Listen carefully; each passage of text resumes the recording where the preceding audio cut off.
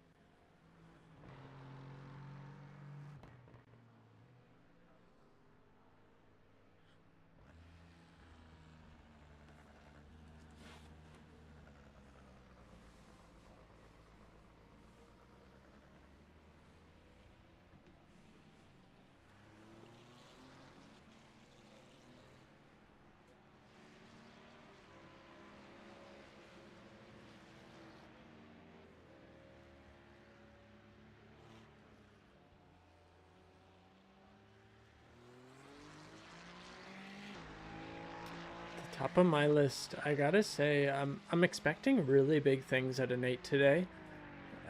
We've seen him top every leaderboard we've shown so far.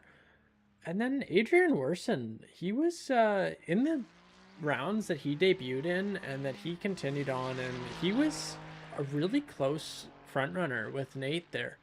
I think we could see some good stuff out of him.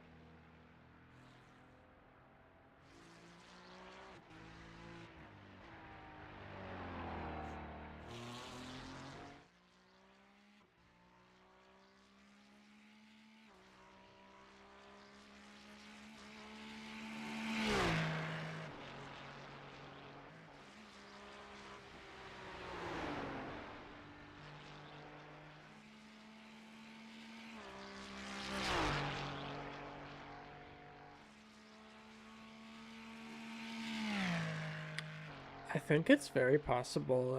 We've seen lots of guys out on the track all week preparing for this night, and not so much Nate. We haven't seen a whole lot of him out on the track, so I think someone could come and upset him tonight.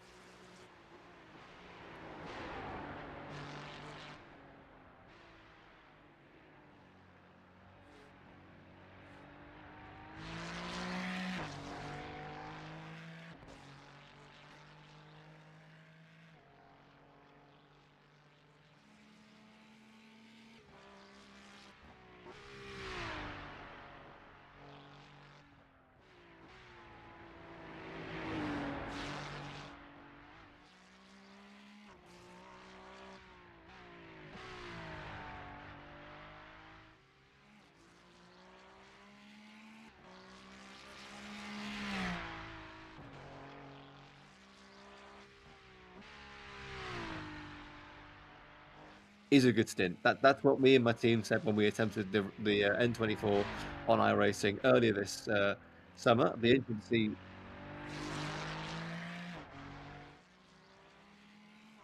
Okay.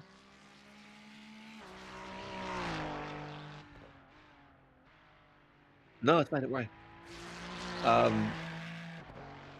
Okay, I'm picking up some echo feedback now, so I presume we are actually live. Am I live now? Okay, so okay. Hello, welcome to the Atlantic Sim Racing League. I do apologise. Apparently, you guys couldn't hear me for the first 10 minutes of my my yap.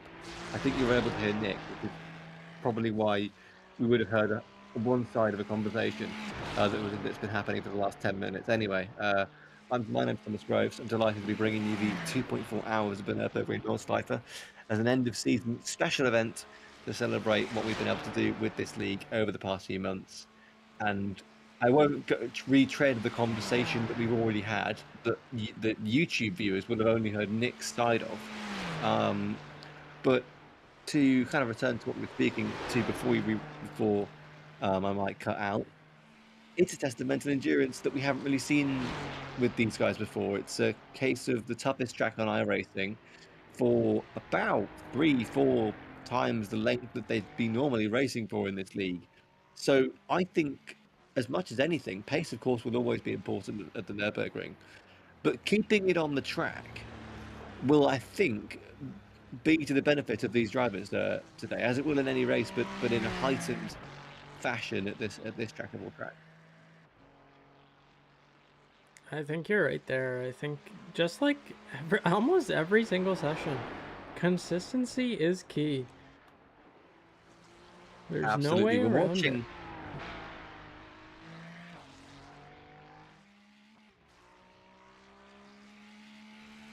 watching Toby Grant then. Of course, he was in the Spa race a couple of weeks ago in the GTR 86 class, Toyota Cup class, in the season finale. He's now in the Ferrari GT3 in what I'm told at least, is a New Brunswick livery. He's running kind of in cooperation with Blaine Tompkins as a bit of a. They're calling themselves a bit of a two-car team in the Ferrari. We have 4 of them in this race, so that's obviously the preferred choice of our drivers today. Well, it's a race winner here in real life. It won on debut in 2023 with Fricadelli Racing. El Bamba, Nicky Katzberg, Felipe Ferdinand later, and David Pittard won it that year. So this car, proven winner around this track, and in the NLS races that are held here in real life. If you want, you can call this an NLS Nürburgring Langstrecke Series star race for the Atlantic Sim Racing League. It'd be very interesting to see what they can do with the 296. I must say, actually, in that livery for Toby Grant, the New Brunswick livery, it looks as good as I've ever seen it on iRacing. It must be said, it's a brilliant livery that Toby Grant is running at the moment. It's currently sitting in P4, but that's of course because we haven't actually had any lap times come through yet. So about the majority of the field is running on their first official timed lap with 20 minutes to go in the session. Here is Adrian Werson in the car that set the quickest time by some margin in practice. It was an 8:12 that he set. So if he can replicate that, he'll have the best chance of doing well in the race. Here is Tristan Keeping. Now, we've been used to seeing him in the GR86 class, Nick, but he's running the Ford this week, which is a car we haven't seen much of towards the back end of last season. It's nice to see it brought back here. No, you're right with that. We saw Matt Jones with the Mustang, but that was about it. So it's good to see some more hit the track. And Tristan Keeping here with his first livery, his Canada livery, the one we loved dearly. He ended up switching to the GR86 class, but here he is back to give it a shot in the GT3. Yeah, and it is lovely to see. We haven't got Jacob Durden's Canada Corvette car, so this will be a lovely little way of keeping the Canadian flag on the grid. this time for the Ford rather than the Corvette, and we welcome Justin Keating because sure he's going to do his very best, as everyone will do. This is the Aston Martin of Tristan Richard. How he's picked up a new livery as well, actually. A lot of these guys Yes, have he was very very different to the one we consistent with normally. that Chili's one. Yeah, he was using it pretty much. I think it was the full season. Talking of consistency, just saw a shot of Nico Gwynham there for a moment. He basically is still running the Gulf Corvette that I love. I think we all love. It's got a bit of new sponsorship this week, but it's been a car that he's obviously in touch with and in tune with, and he's sticking with the same livery for every single round of the main season, and continuing the Gulf presence into the Nürburgring Nordschleife for endurance round. I love the. I've always called it a bit a sting. The noise of the seat of the Z06 GT3. It's a lovely, lovely noise. I went to Spa, um, as some of you will know, and hearing that up close was like nothing else. It was almost the loudest of the GT3s. But for the Ford, which was the car, you could hear the vibrate. Genuinely, you were sitting in the Eau Rouge grandstand. You could hear you could feel the vibrations of the Ford going up Eau Rouge and Raidillon in your seat. It was absolutely immense. But the Corvette was an absolutely brilliant car to witness in that race. I don't think it did that well from memory, but no, it's still a great car to listen to. Um, Now, Brenham is currently sitting in P5 on the. I think that must be on the road, purely because of the fact no one set a time lap. We've got a couple of guys who are still yet to set those laps. Carl Scott, we don't speak about him every week in much detail, but he's been a very stout supporter of this league. He's been here pretty much every single week without fail, showing up as a constant presence. So it's great to see him showing support for the league and being one of the 11 to take on a monumental challenge. It must be said, 2.5 hours around this track is no mean feat. And we've also got Tyler Richards, who is still coming up to set his first flying lap. With And I 17 minutes to go in the session. Here is Adrian Werson coming through sector 2. I'm seeing that Bucky's livery back on a different car. Tyler Richard. You know he has a favorite gas station. Absolutely. I wasn't aware that was a gas station, actually. I wasn't either. I was But thinking it was a fast food place or something, but I saw a post the other day, and it's one of the biggest chains in the U.S. actually.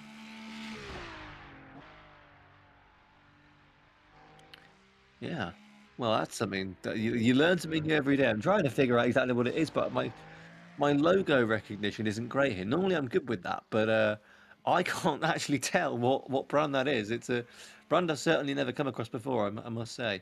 But very good that he's kept with the Ferrari colours and very nice to You're see right that livery in there, action. the red and the yellow. Yeah. Speaking of which, here is Adam Benoit in his Ferrari. He was, of course, running that far, and now he's back in it for this race at the Nürburgring Nordschleife. Here we've got Toby Grant here as well in another Ferrari. In probably my favourite livery of the race so far. One man we haven't seen anything from so far today is Nate Campbell, but you can rest assured he is here. He is looking for what would be the best win of the season for him, even though it's technically an off-season round. He is in the lovable dinosaur that everybody loves. It's Rexy. He's chosen to drive Rexy this week in the Porsche GT3, and I would say he can basically get away with whatever he wants now because of the way everybody seems to love him here, and rightly so, it must be said. Very much nice to see him experiment, have a bit of fun. We were used to seeing that BMW absolutely eat up the field in the way Rexy might do with those sharp teeth of his.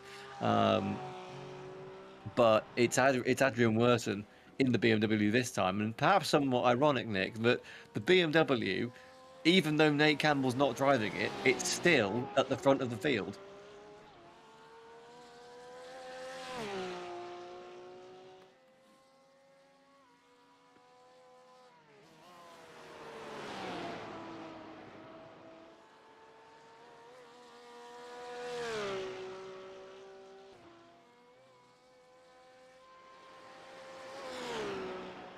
Yeah, no, you got it there. Adrian Werson, he's been sitting there behind Nate's bumper and just looking for it. Absolutely. Well, we're coming through the final part of the section. So the first qualifying laps of the race, of the session, I should say, are going to be announced. Now, what this is posing a bit of a threat to is the guys at the back of that queue, namely Tyler Richard. He's only going to sector 1. Now that's going to take him another 6 minutes to get round-ish. And you look at the clock, I'd suggest he's got this lap and then another, whereas everybody else is going to have one more lap to spare. So I think that Tyler Richards possibly put himself in a bit of a disadvantage because unless I'm thinking this right, everybody else is going to have an extra lap compared to him. But we'll have to wait and see what unfolds. Maybe he's underfueled the car or something.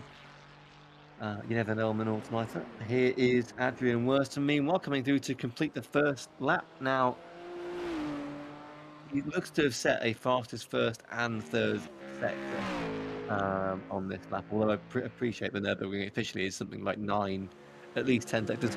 And indeed, it's a 13.7 for Adrian Worston, so laying down the gauntlet on his first lap. He went faster in practice, and I'm sure he'll be searching for that extra time now the tyres are all worn in. Even though really, if we're getting right into the specifics, Nick, that almost the best lap you're going to have on the Nürburgring in qualifying is going to be your first one because the tyres are at their best because you've warmed them up because it's spent a lap on the Nürburgring and they're nice and hot, and critically, they're on their least wear. You're going to have a much more worn tyre on your second qualifying lap than you are your first. So that's obviously going to have to adjust the way you drive and everything. Actually, I'm looking at Adam Benoit's livery there, who runs an 8:19.3 in his first lap. So it's still absolutely dwarfing, absolutely making a mockery of my own pace around here. I must say. But I think he's sort of running either that is the Piccadilly Racing livery when they won it in 2023, or it's something very, very similar. So as Mitchell Parker goes around here, we also have him. I haven't mentioned him yet, but he's very much here. Also supporting in the Ford campus. Goodness me, it's a huge crash. Tristan Richard gets it all wrong in the barriers in sector 3, so that's going to end his qualifying basically because unless he gets out very quickly, he's going to have maybe one more chance to set a flying lap. Here then, Blaine Tompkins now running 4th in the Ferrari, as we've already said. Lovely, lovely livery. And I actually think he and Toby Grant, I think, are running the same one. It looks like. So I think that definitely is their little partnership. Whether we'll have a bit of an unofficial team there, it'd be interesting to see. As we have looked to Mitchell Parker in that lovely Ford. Nice to see, Nick, that it's sort of got quite a classic livery in the sense that it's got the Go Faster stripes on. It's in kind of Shelby racing colours from that kind of era of motorsport. But yeah, I think it's great to see we've got the Fords back here in force for this week. No, I am liking it. I've only purchased one of the GT3 cars, and that was the Ford Mustang. So you can tell my favorite for sure.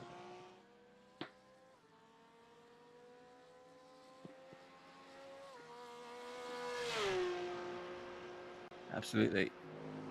So here is Mitchell Parker. So he's gone 4 for the 38.8. Interesting as well, Toby Grant, who we mentioned with delivery on that Ferrari, goes with an 831.3. Here he is then, about to set what will be his second lap. Now, he has enough time to get a third lap in, as a lot of these guys do. Whether he can go faster on that second lap, we'll have to wait and see. Nobody's else has come across the line yet. We're still waiting for Nate Campbell, actually, to see what he can lay down on his first lap on the Nordschleife. I wonder where he is. It looks like he's coming through possibly the final part of the lap at the moment. So everybody else will come through and get another lap in, I'm sure, as we follow along Tyler Richard.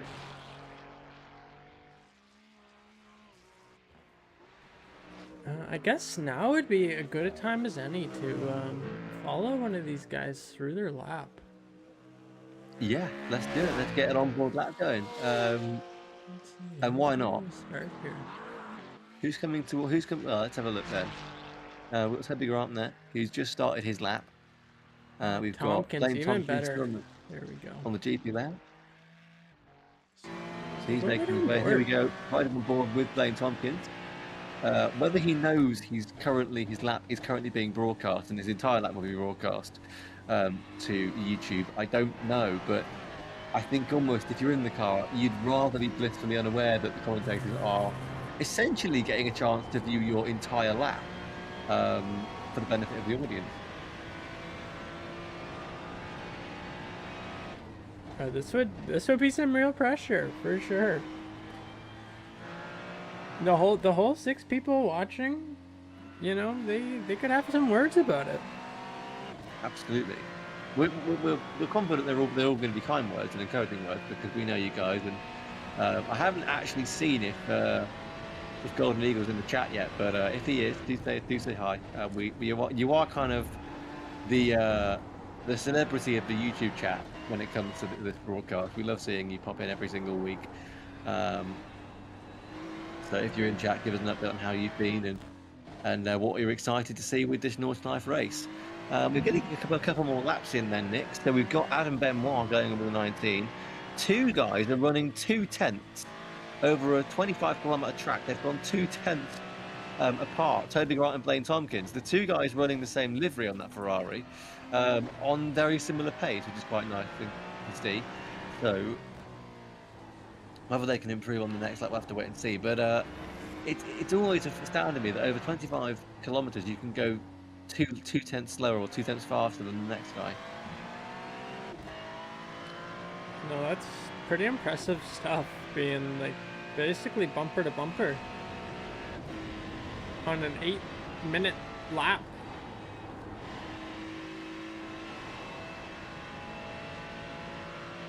Kiwi Jim in the chat there. Yep. We are also excited to see who can survive this one. It's definitely much more of a challenge than we're used to here at the Atlantic Sim Racing League. Definitely, it's a case of survival almost, really. It's the kind of mental endurance these guys haven't really been tested in a way yet. But I think, actually, this is going to be a great showcase for what the league can do. You know, I would personally, this is just me spitballing here with ideas, and I bear in mind, I'm the commentator, so I have no idea how much ever it takes to put together an event like this. Even just to have a 2.4-hour race going is impressive. You know, if I would love to see personally a 4, maybe 6-hour team endurance race, something like that along the lines at some point. I think that would be very, very, very fun. But of course, 2.4 hours for these guys is absolutely probably towards the limit of how far you can go. I mean, we had one guy in our Nürburgring 24-hour split, I think, run about. I think in the end he ran 70 laps without a break because of teammate troubles, which was a very, very, very admirable stint. I mean, that was about 5.5 hours, something like that. So I think you're right there. The 2.4 hours is a lot, you know, and when you got a wife and kids, a lot of these guys do. Like, that's it. As much as we come on here, and it's the biggest show on YouTube of the week, as you can see by our absolutely unmatched numbers.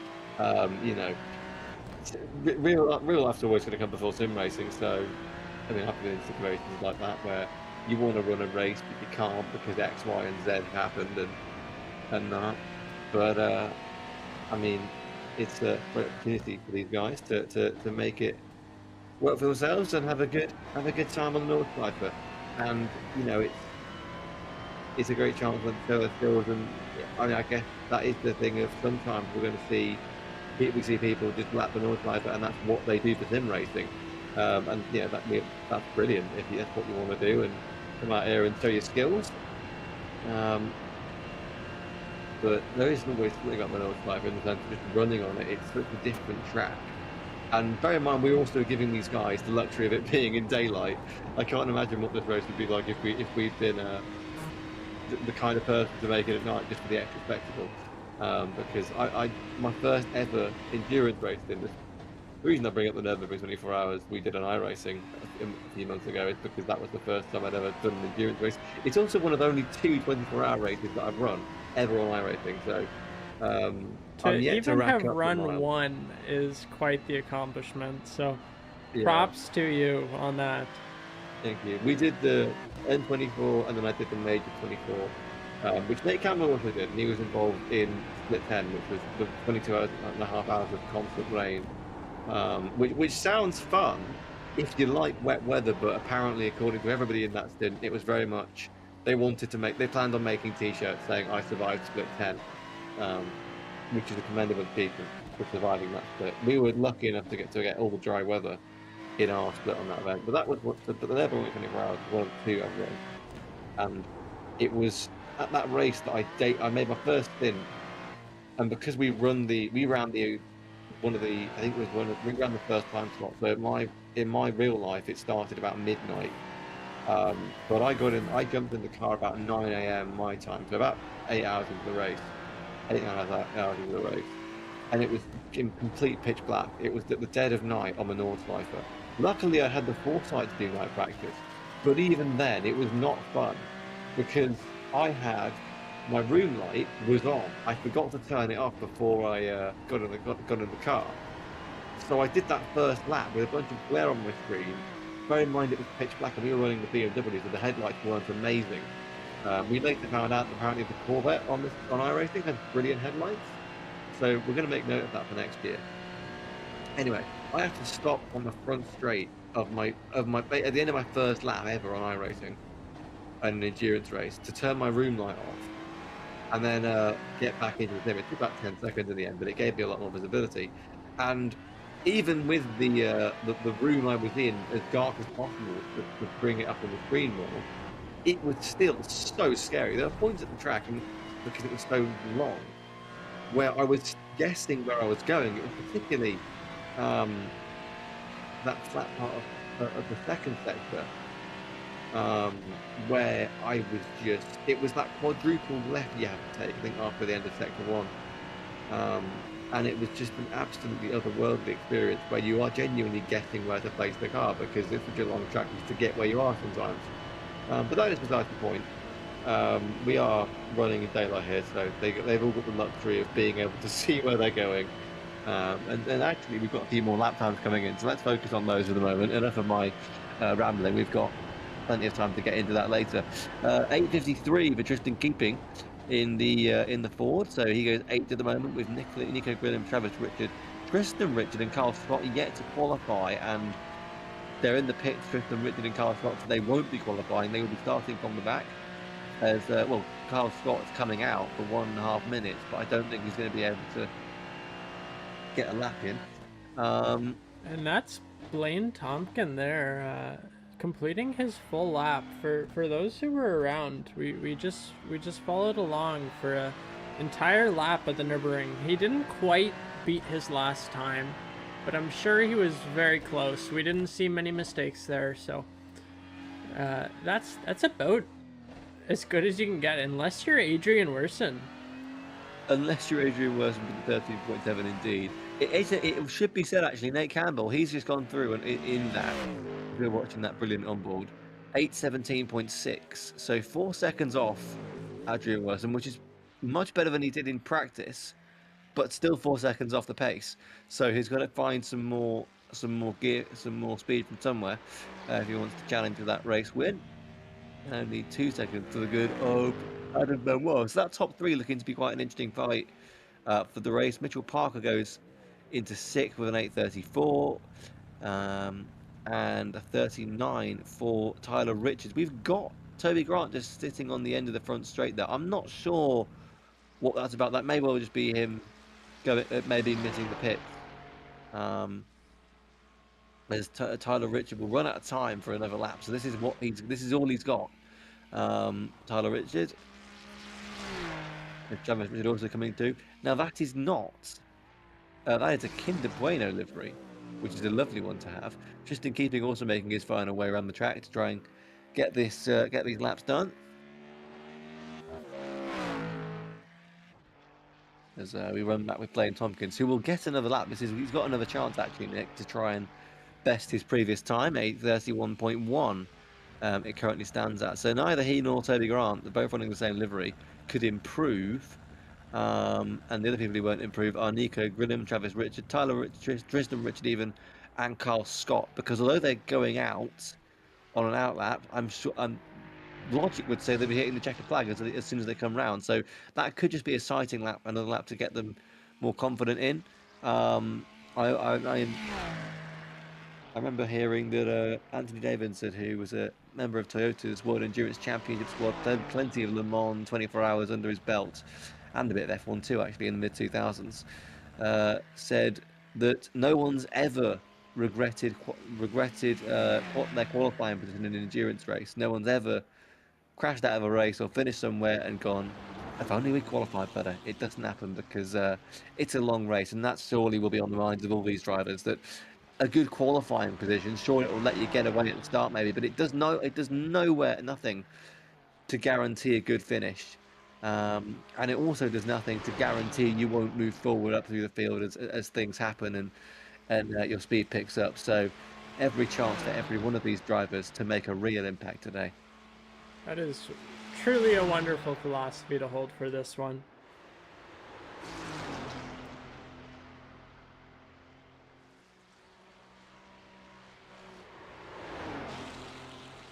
Indeed. To give a little bit of insight, I'm sure we have some very loyal viewers in the chat here that already know what's going on, but we just finished our season 1 here of the Atlantic Sim Racing League, and we do in fact have some standings to share with you. We do in fact have some of those leaders on the grid tonight here. We're seeing Nate Campbell in the GT3 class of our GR86 and GT3 multi-class top the leaderboard in second place with the 817. He won this last season by a landslide, really. And I'm sure Thomas has more to say on that one.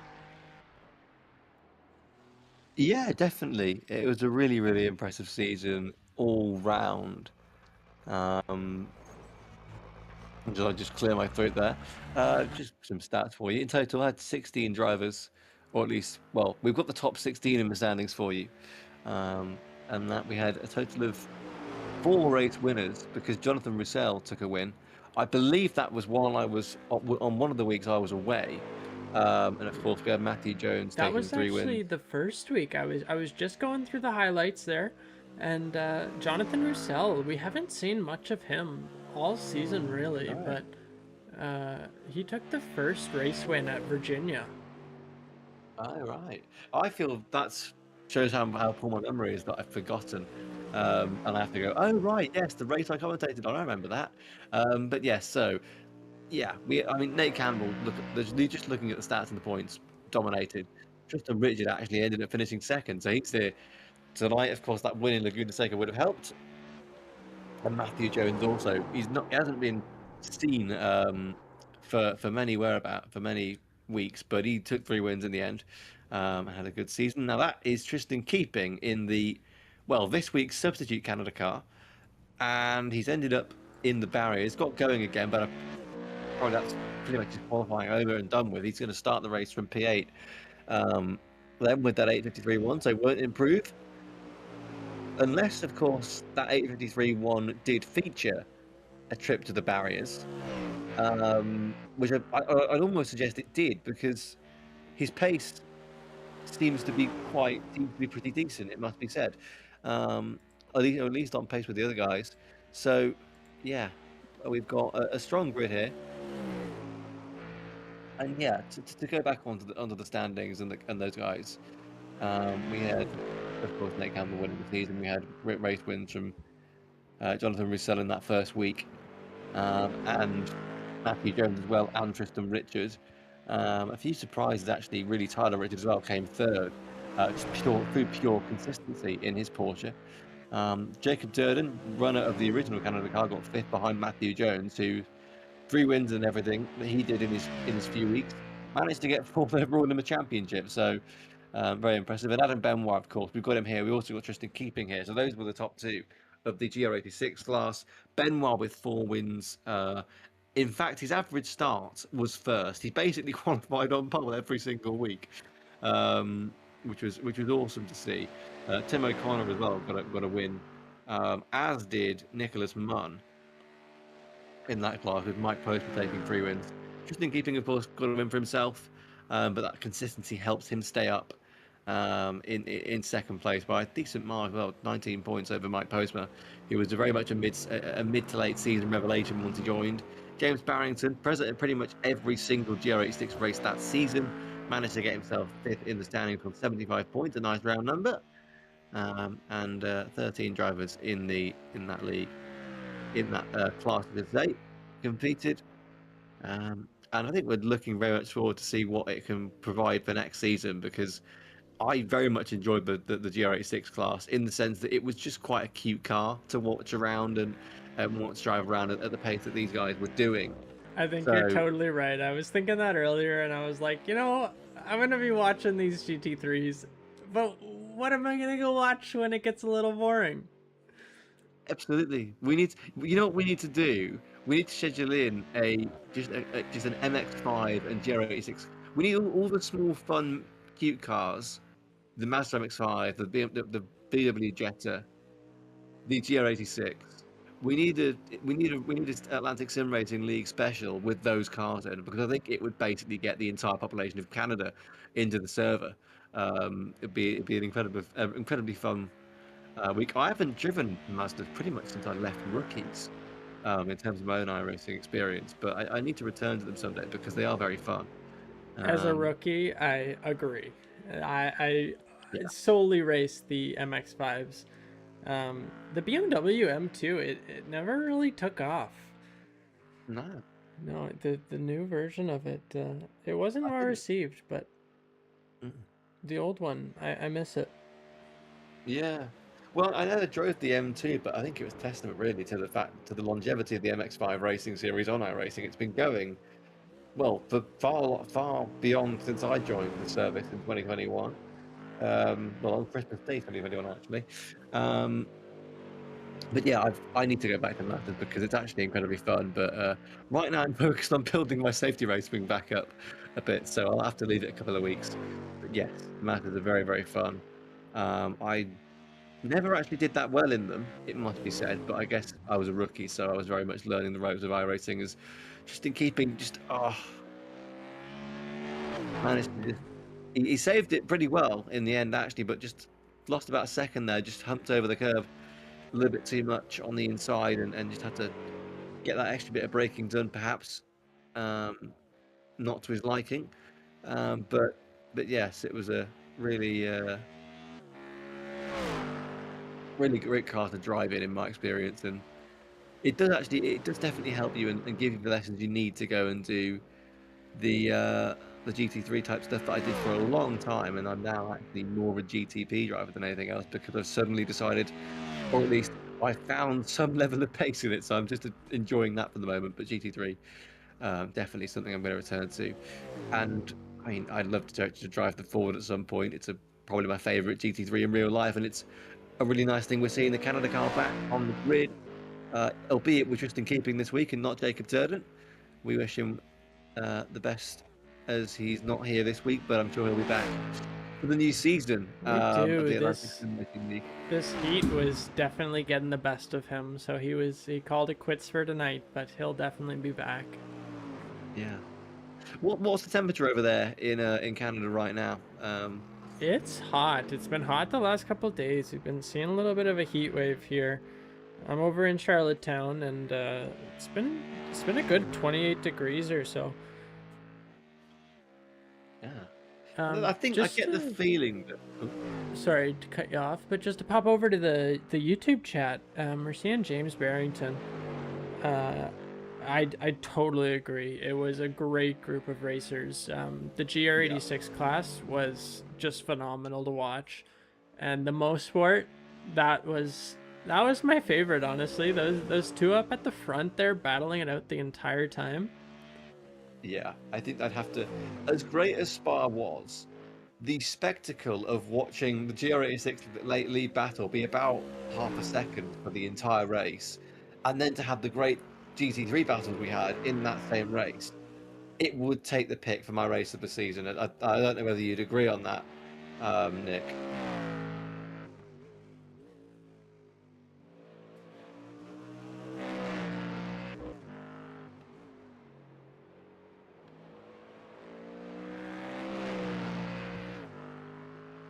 No, I don't know.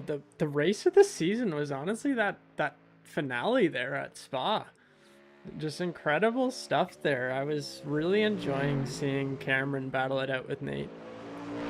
Absolutely. I mean, that was definitely something that we hope we can see as much as possible next season, because it was very much losing your breath territory in terms of the amount of action that was going on there.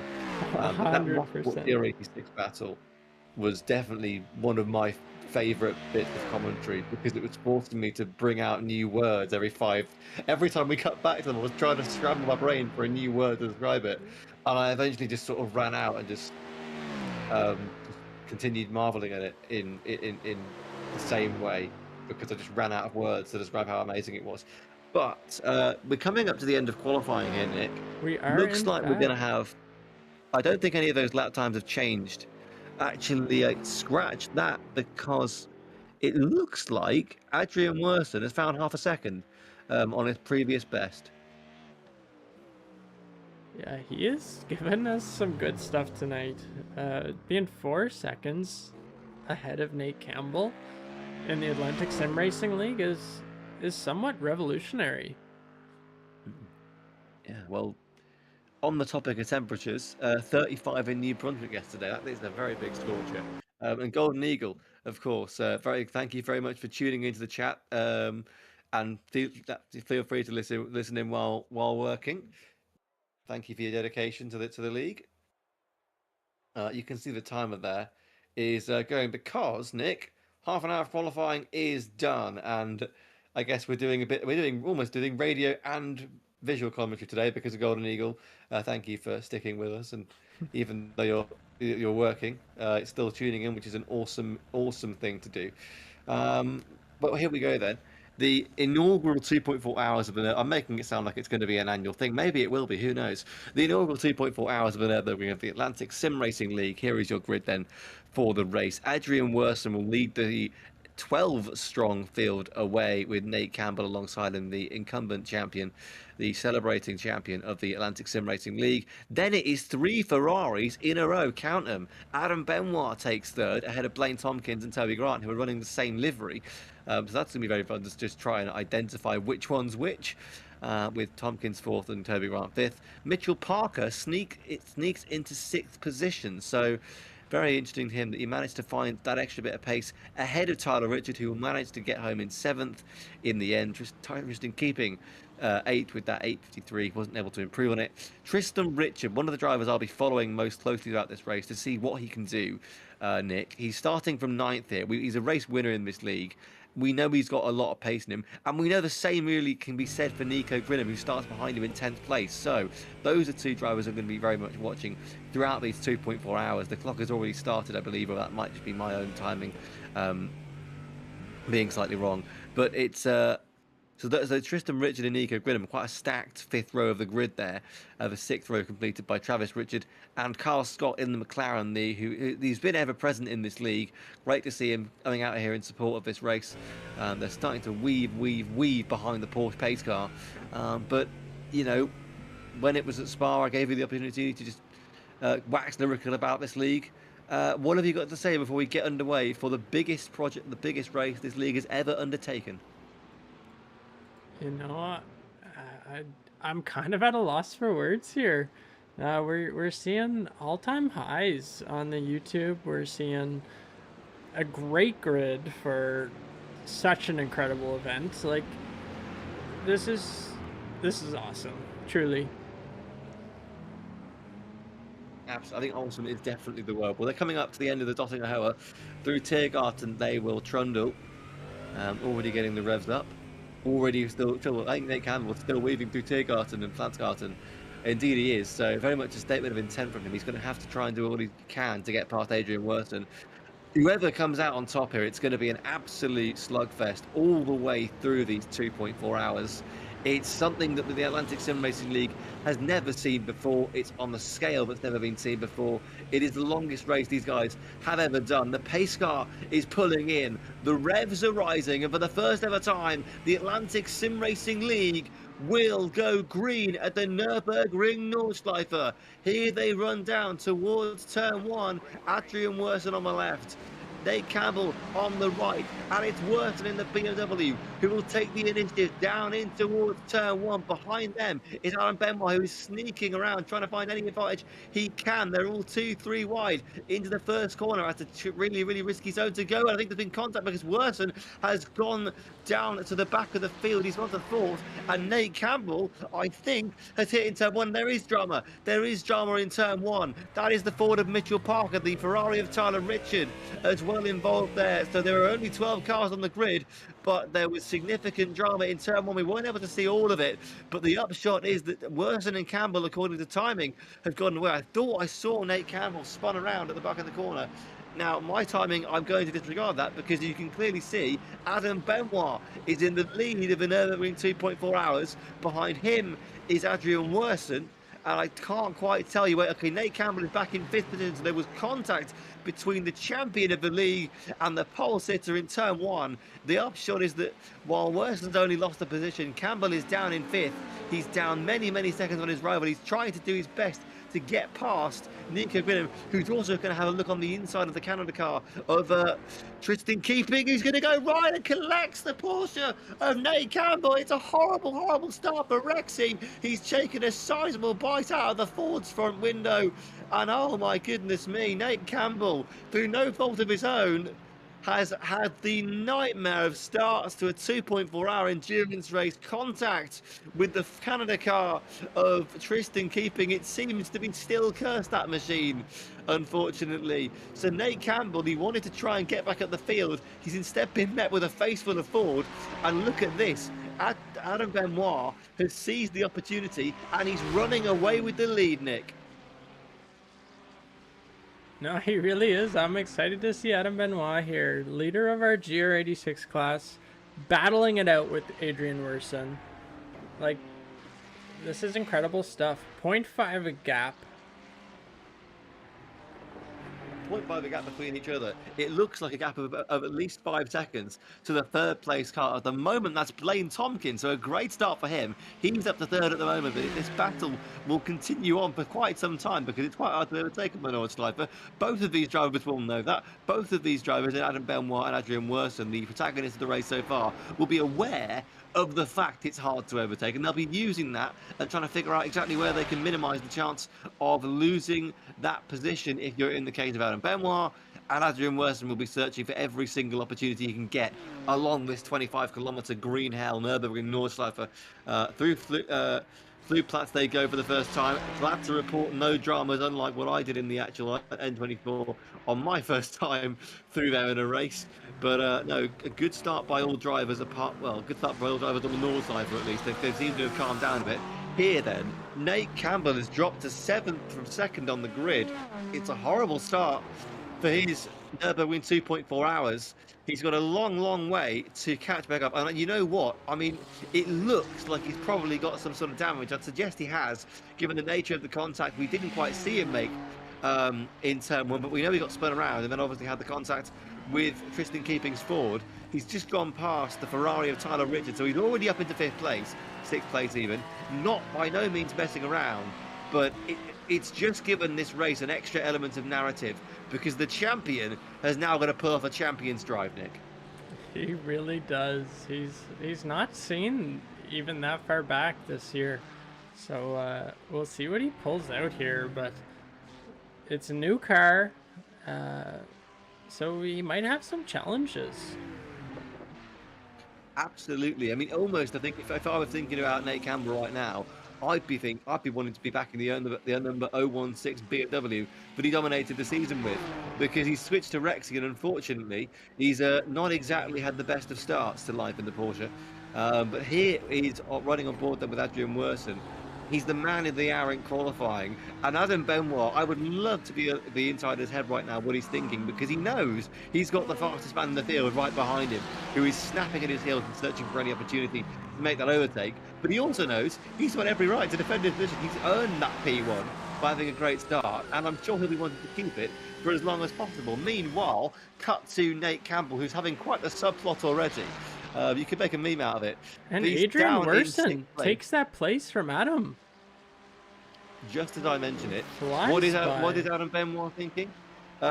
He's thinking, how can I get back past? But the gap is already 0.7 seconds. We missed the overtake of the lead for Adrian Worson, but I presume it might have happened just on slipstream alone, or maybe Benoit made an unforced error because he's already 8 tenths back. So he's lost a lot of time on this run up towards the corner before the carousel that I don't know the name of, or at least I can't remember it at the moment because so much is happening.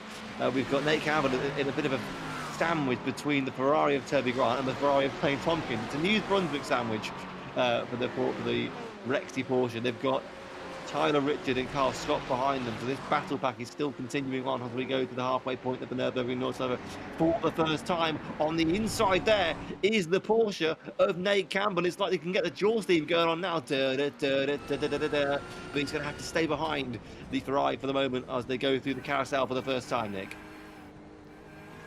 This is great stuff. I don't know if we mentioned it, but these New Brunswick liveries, they're teamed up and they've totally sandwiched him. You're 100% on that. And we'll have to see what he can pull out here to get past them. Well, I don't know if Nate Campbell's watched the film Jaws, but I feel like of all the drivers in the race at the moment, he very much is the Jaws, the metaphorical Jaws here. Because look at the way he's all over the back of the Ferrari. Had to get out of the throttle there as they come through this high-speed section through sector 3. But look at the run he's now had. He's going to be on the inside for the run up towards YouTube corner. On the inside he goes, and he'll get the move done. So he's made a meal of the Ferraris. He's chomped them up in the Rexy Porsche, and he's now got a bit of a clear gap ahead. He's got 2 seconds to Nico Grinham, who's up to 3rd place. Yeah, remember, let's not forget, Nico Grinham started on the 5th row of the grid, so he's had an absolute barnstormer to get up to 3rd at the moment. And Nate Campbell has got a sizable task to catch him. There you can see is the gap. And Nate Campbell, he's making an absolute amends for what was a horrible run on the first run for the Grand Prix Strecker. And let's go Team New Brunswick, says James Barrington, the resident Kiwi of the Canadian Atlantic Sim Racing League. Love to see the support out there for the New Brunswick guys. I love to see the livery. There is Travis Richard getting it all wrong behind Tristan Kingping, perhaps caught out by this fast section. He runs over the curb, but no damage done to the Ferrari as we look to Adrian Worson. And Nick, that gap is growing. It's 2.1 seconds to Adam Benoit and 14 back to Nico Grinham. That is impressive. They are, I mean, truly, all season last season, they've been pulling away and showing us what they've got. So I'm not that surprised. Absolutely. You can see a little map graphic here up on the screen. You can see that 16-second gap. It is truly incredible with all these close racing. Yeah, it's an incredible gap to have on the first lap of the Nordschleife. It shows the differential in pace, really, of what you can have on the Nordschleife. It's a track like no other, in the sense you can have guys that go 20 seconds a lap slower and it still be a competitive lap time. It really is an incredible track there, Nürburgring Nordschleife. Here then is the Ferrari of Mitchell Park, the Ford of Mitchell Parker, I should say, on the Ferrari of Tyler Richards, side by side up towards Tiergarten. And I think the Ford's just going to have this because indeed he is, as the Ferrari relents. So Travis Mitchell Parker up another position, and right ahead of him there is the second running New Brunswick car of Blaine Tompkins. So another task for the Ford to get past. Nate Campbell, meanwhile, may well have a go down the inside in turn 1 on Nico. Is he going to go for it? He is, on the inside at turn 1. Will he play it safe? Yes, he does. He gives Nico Grinham all the room and more. Looking for the switchback, though. It's a really well-worked move, and he's got a great run on the outside of the Corvette. My screen is lagging for just a moment, but there we go. Nate Campbell making the lightest work possible of Nico Grinham's Gulf Racing Corvette, and already the gap is now 17 seconds. 20 seconds to the race leader in Adrian Worson is what he's got to do, And Nico Grillen, you talk about great first laps. That was as good of a response as he could have had as possible on the Nordschleife after a really difficult first opening couple of minutes. The gap is 20 seconds, and if we know anything about Nate Campbell, it's that he can definitely close in on 20 seconds over the course of 2 hours. You have got that. We talked about it before. Nate Campbell with the consistency. That 17 seconds over this next 2 hours could be nothing. Absolutely nothing. Absolutely, indeed. Talk about what else is nothing. This gap between Tyler Richard and Mitchell Parker, who has not by any means broken away from the Ferrari. I think I just saw some smoke because we're looking at the race leader, Adrian Worson, and there is no Adam Bentmar behind him, who was 3.1 down in the previous sector. As we cut to that camera, I thought I saw some smoke. I might not have done. No, Adam Benoit is absolutely fine. So it's just a trick of the imagination for me. He did drop off a little more there, so he could have spun out on one of the Possibly. corners there. Possibly. I mean, the gap's 3.3 at the moment. They're coming through the Nordschleife to start their second lap. But the gap is remaining at 3.4, and Nate Campbell, meanwhile, hasn't really made any inroads as of yet. I think it's going to take him a while to do that, just to try and grind that gap down, rather than slice it down. He's got Nico Grillen just 2 seconds behind him, so the gap is starting to open up. And Nico Grillen, mind you, is falling into the hands and the clutches of Toby Grant, who is 2 seconds back, and he's got 1 second back from Toby Grant is Kyle Scott, and then Mitchell Parker 2.6. So there's a good number of, there's a decent gap. This kind of fourth and onwards train from Nico Grillen kind of stretches all the way back to Blaine Tompkins, who was running really well. He's now down to 10th and Travis Richard 11th. Interesting as well, Tristan Keeping is the first man to visit the pit, so he wasn't able to complete the first lap. He's in the pits for an undetermined amount of time so far. We wonder what's happened to him there, but he's obviously had some kind of issue. It possibly might even have been, Nick, from that contact we saw right at the start of the race. Perhaps the dent that Rexy gave him, the bite, proverbially, was a bit too much for the Ford's bodywork. So he's in the pits now, but I'm just focusing at the moment on this incredible gap between Nico Grillen and pretty much the rest of the running field. No, it could have been. We didn't quite take a look at Nate Campbell here. If he had any damage from that one. Well, I think if he had damage, he's showing absolutely no signs that he did take any. It might have been very light. He might also just be driving around it. So we'll have to wait and see. Maybe on the pit stops there'll be some optional repairs that he takes. But equally, if that is the case, it's a question of do you take those optionals, because that could cost you 10, 20 seconds, and that could cost you the entire race. Because even though 20 seconds sounds like a great gap, it's not so on the Nordschleife. We look back to Adrian Worson, who is still in the lead of this race. He's led it pretty much since the start. And he's already got a 5-second gap on Adam Benoit. Nate Campbell 20 seconds back. So what we can surmise from that is that Benoit has dropped back a bit, and Nate Campbell is now 21 seconds back, 26 seconds back pretty much from the race lead. What we saw in qualifying is an accurate reflection of what we're seeing in the race, Nick. I think Nate Campbell, shock horror, may not be the fastest man on track in this race. You could be right there. That gap's looking at 21 seconds now, with Nico right on his tail. Like, in this new car, it could just be the new car, but he's just not showing the pace that's needed. Well, it's a flat six engine rear-wheel drive car that loves to be tail happy. That's the kind of the trademark of all Porsches, really. Perhaps it was that kind of that flatness, that sturdiness from the BMW that was what he really enjoyed.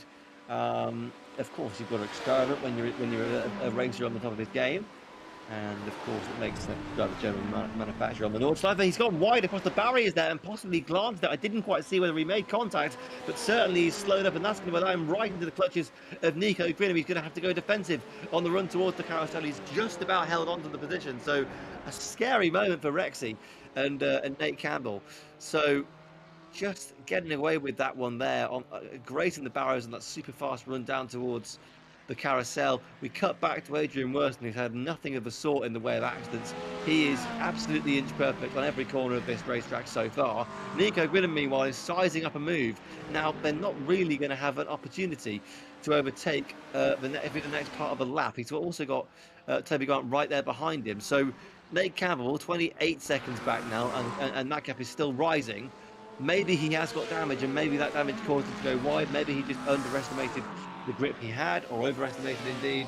But the fact is that Nate Campbell is uncharacteristically domitable this week, to use a new phrase.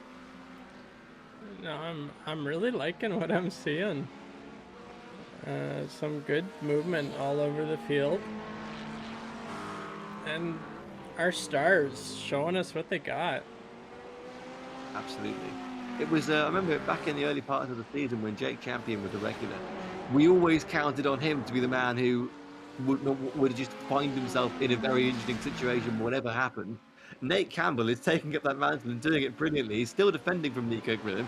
I think the fact he hasn't really made any inroads pace-wise, in fact, he's 25 seconds back from Adam Benoit now, so that gap is still increasing. I would suggest he has damage of some sort, because no disrespect to Nico Grinham or Toby Grant, in any other race, they wouldn't be on the level of Nate Campbell. He's been that dominant at the regular tracks, and Nordschleifer is a completely different beast, of course. But I would suggest that Nate Campbell is a man who has damage and may even look to pit this lap, because it is clearly costing him. Carl Scott's McLaren, you can see as well there, just in the background. He's moved up to the 6th place. So already there's been some huge movers. I mean, what did we say at the start of the show? Keep it on the track. If we were doing an IMSA-style Portuguese to the race, it would very much be top of your list. Keep it on the track. Don't get involved in incidents. And we're already seeing the effects of that, because Nico Grinham's back up to 4th. We've had Carl Scott up to 6th, and already Tristan Richard is the first casualty of the race. Chavez Richard also some 28 seconds back from the rest of the pack. Nico Grinham going through on Nate Campbell then on the Dottinger Hoa, who's going to look to come back. He's in the slipstream as they run towards Tiergarten, but I think the Corvette's just about held on. Indeed he has, unless Campbell wanted to go for the most outrageous move of the century, which he doesn't. So Nate Campbell has been overtaken. This is not a drill. Nate Campbell has been overtaken for a position in a round of the Atlantic Sim Racing Championship, and he may well fall behind as well. He's going to stay out this time, so he's maybe the Nürburgring Nordschleifer is just not his sort of track, but he's been overtaken by Nico Grinham, and Toby Grant is now sizing up to take on the biggest celebrity of the league.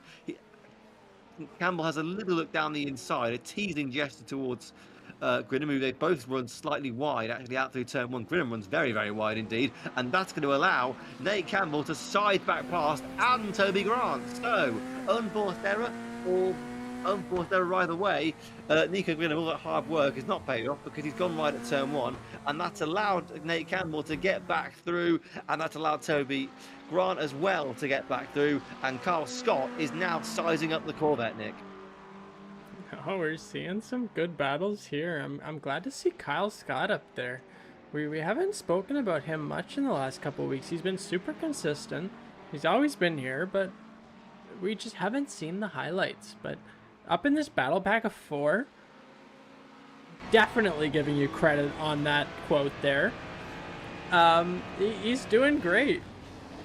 Oh, that's a really daring move down the inside from Toby Grant in the Ferrari, but he's made it stick. Absolutely incredible stuff we're seeing at the moment. He's taking the fight to the biggest celebrity of the league. Rexy's got boxing gloves on, I've just seen, so that's a statement of intent from Nate Campbell there. Side by side between Nico Grinham and Toby Grant. Is Grant going to get on the outside for the extra cane? Grinham's up his inside, and I think will hold the position. Indeed he will. Yes, because Grant will relent through that next couple of corners, and now Grinham has got his side set back on retaking the position from Nate Campbell, who's run wide again. Oh no! So Nate Campbell's on the inside into Sabine Schmidt's curve. Is he going to have the time to go down the inside? Not quite. Nate Campbell will hold it round the outside as they go onto the Nordschleifer for the second time. Yes, the second time. Yes, the second time. I'm just trying to do my maths here. So. Actually, no, it is the third time, isn't it? It is the third time they've gone down onto the Nordschleifer. No, it is the second. Okay. I'm already getting the number of laps we've done confused. Great. So Nate Campbell runs wide again off the curve. He's doing everything he can to break the toe of Nico Grillham, who is still absolutely intent on retaking that position.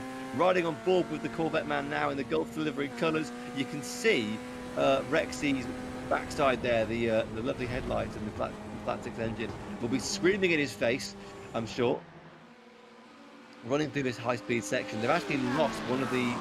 Never mind, they haven't lost one of the contingent. It's just that Toby Grant was invisible in the slipstream with Nico Grillham. He's going through now. Toby Grant takes another position, so he's moved up to 5th place in place of the Corvette Fleet Plus. They all go absolute. He's in stuff, and Toby Grant goes down the inside, and Nate Campbell is into the gravel once again. My goodness me, the Rexy is something of a curse for Nate Campbell here in the Atlantic Sim Racing League. In the 2.4 hours of the Nordschleife, he is just not having his own way.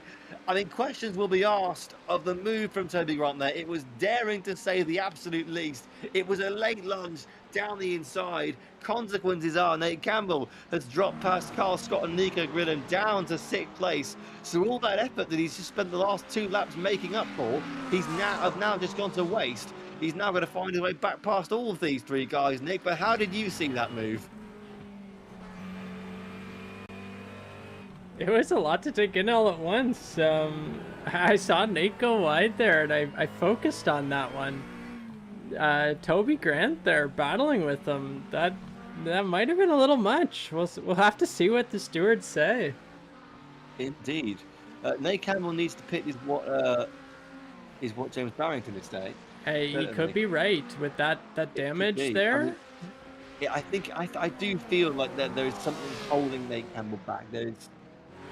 We know he isn't the fastest man on track, as according to qualifying and practice, but I think if there was no damage on that car, I don't think he'd be having any trouble with these guys. Certainly, if you look at the qualifying numbers, these guys were probably about 10, 12 seconds off the pace of him over the course of a pure lap. And if you look at the numbers now, we're seeing that gap. It's increased to 37 seconds. From the back of Benoit to Toby Grant in 3rd there. So absolutely. So yeah. If Nate Campbell was holding them up, like, there could be something wrong. I mean, indeed. I mean, to be fair, look to Nate Campbell. He's already caught the back of Carl Scott. So whether this move will have to, when it will come, I think is the question. He's already searching around the inside, trying to figure out where he wants to make the move. Have the slipstream effect. I think he's lost it the slipstream there actually.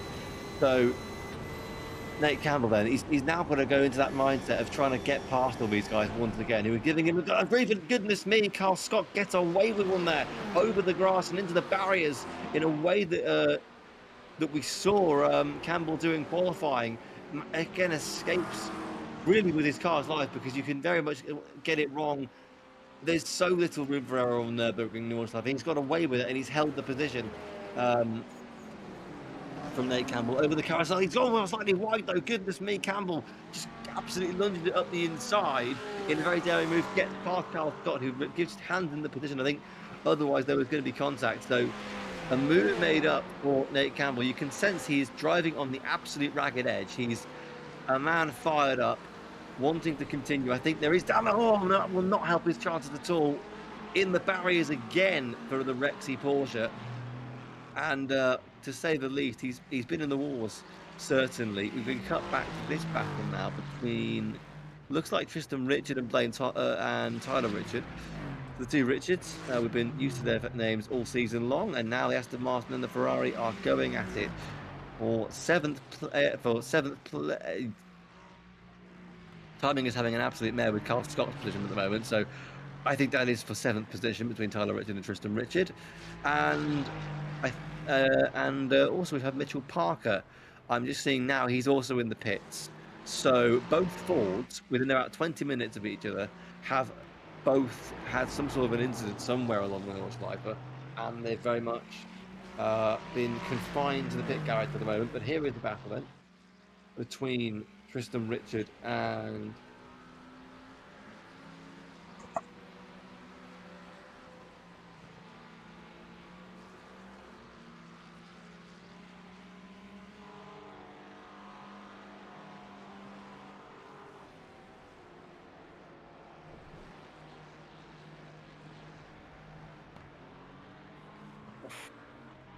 Well, Nate Campbell again in the very much in the gravel once again.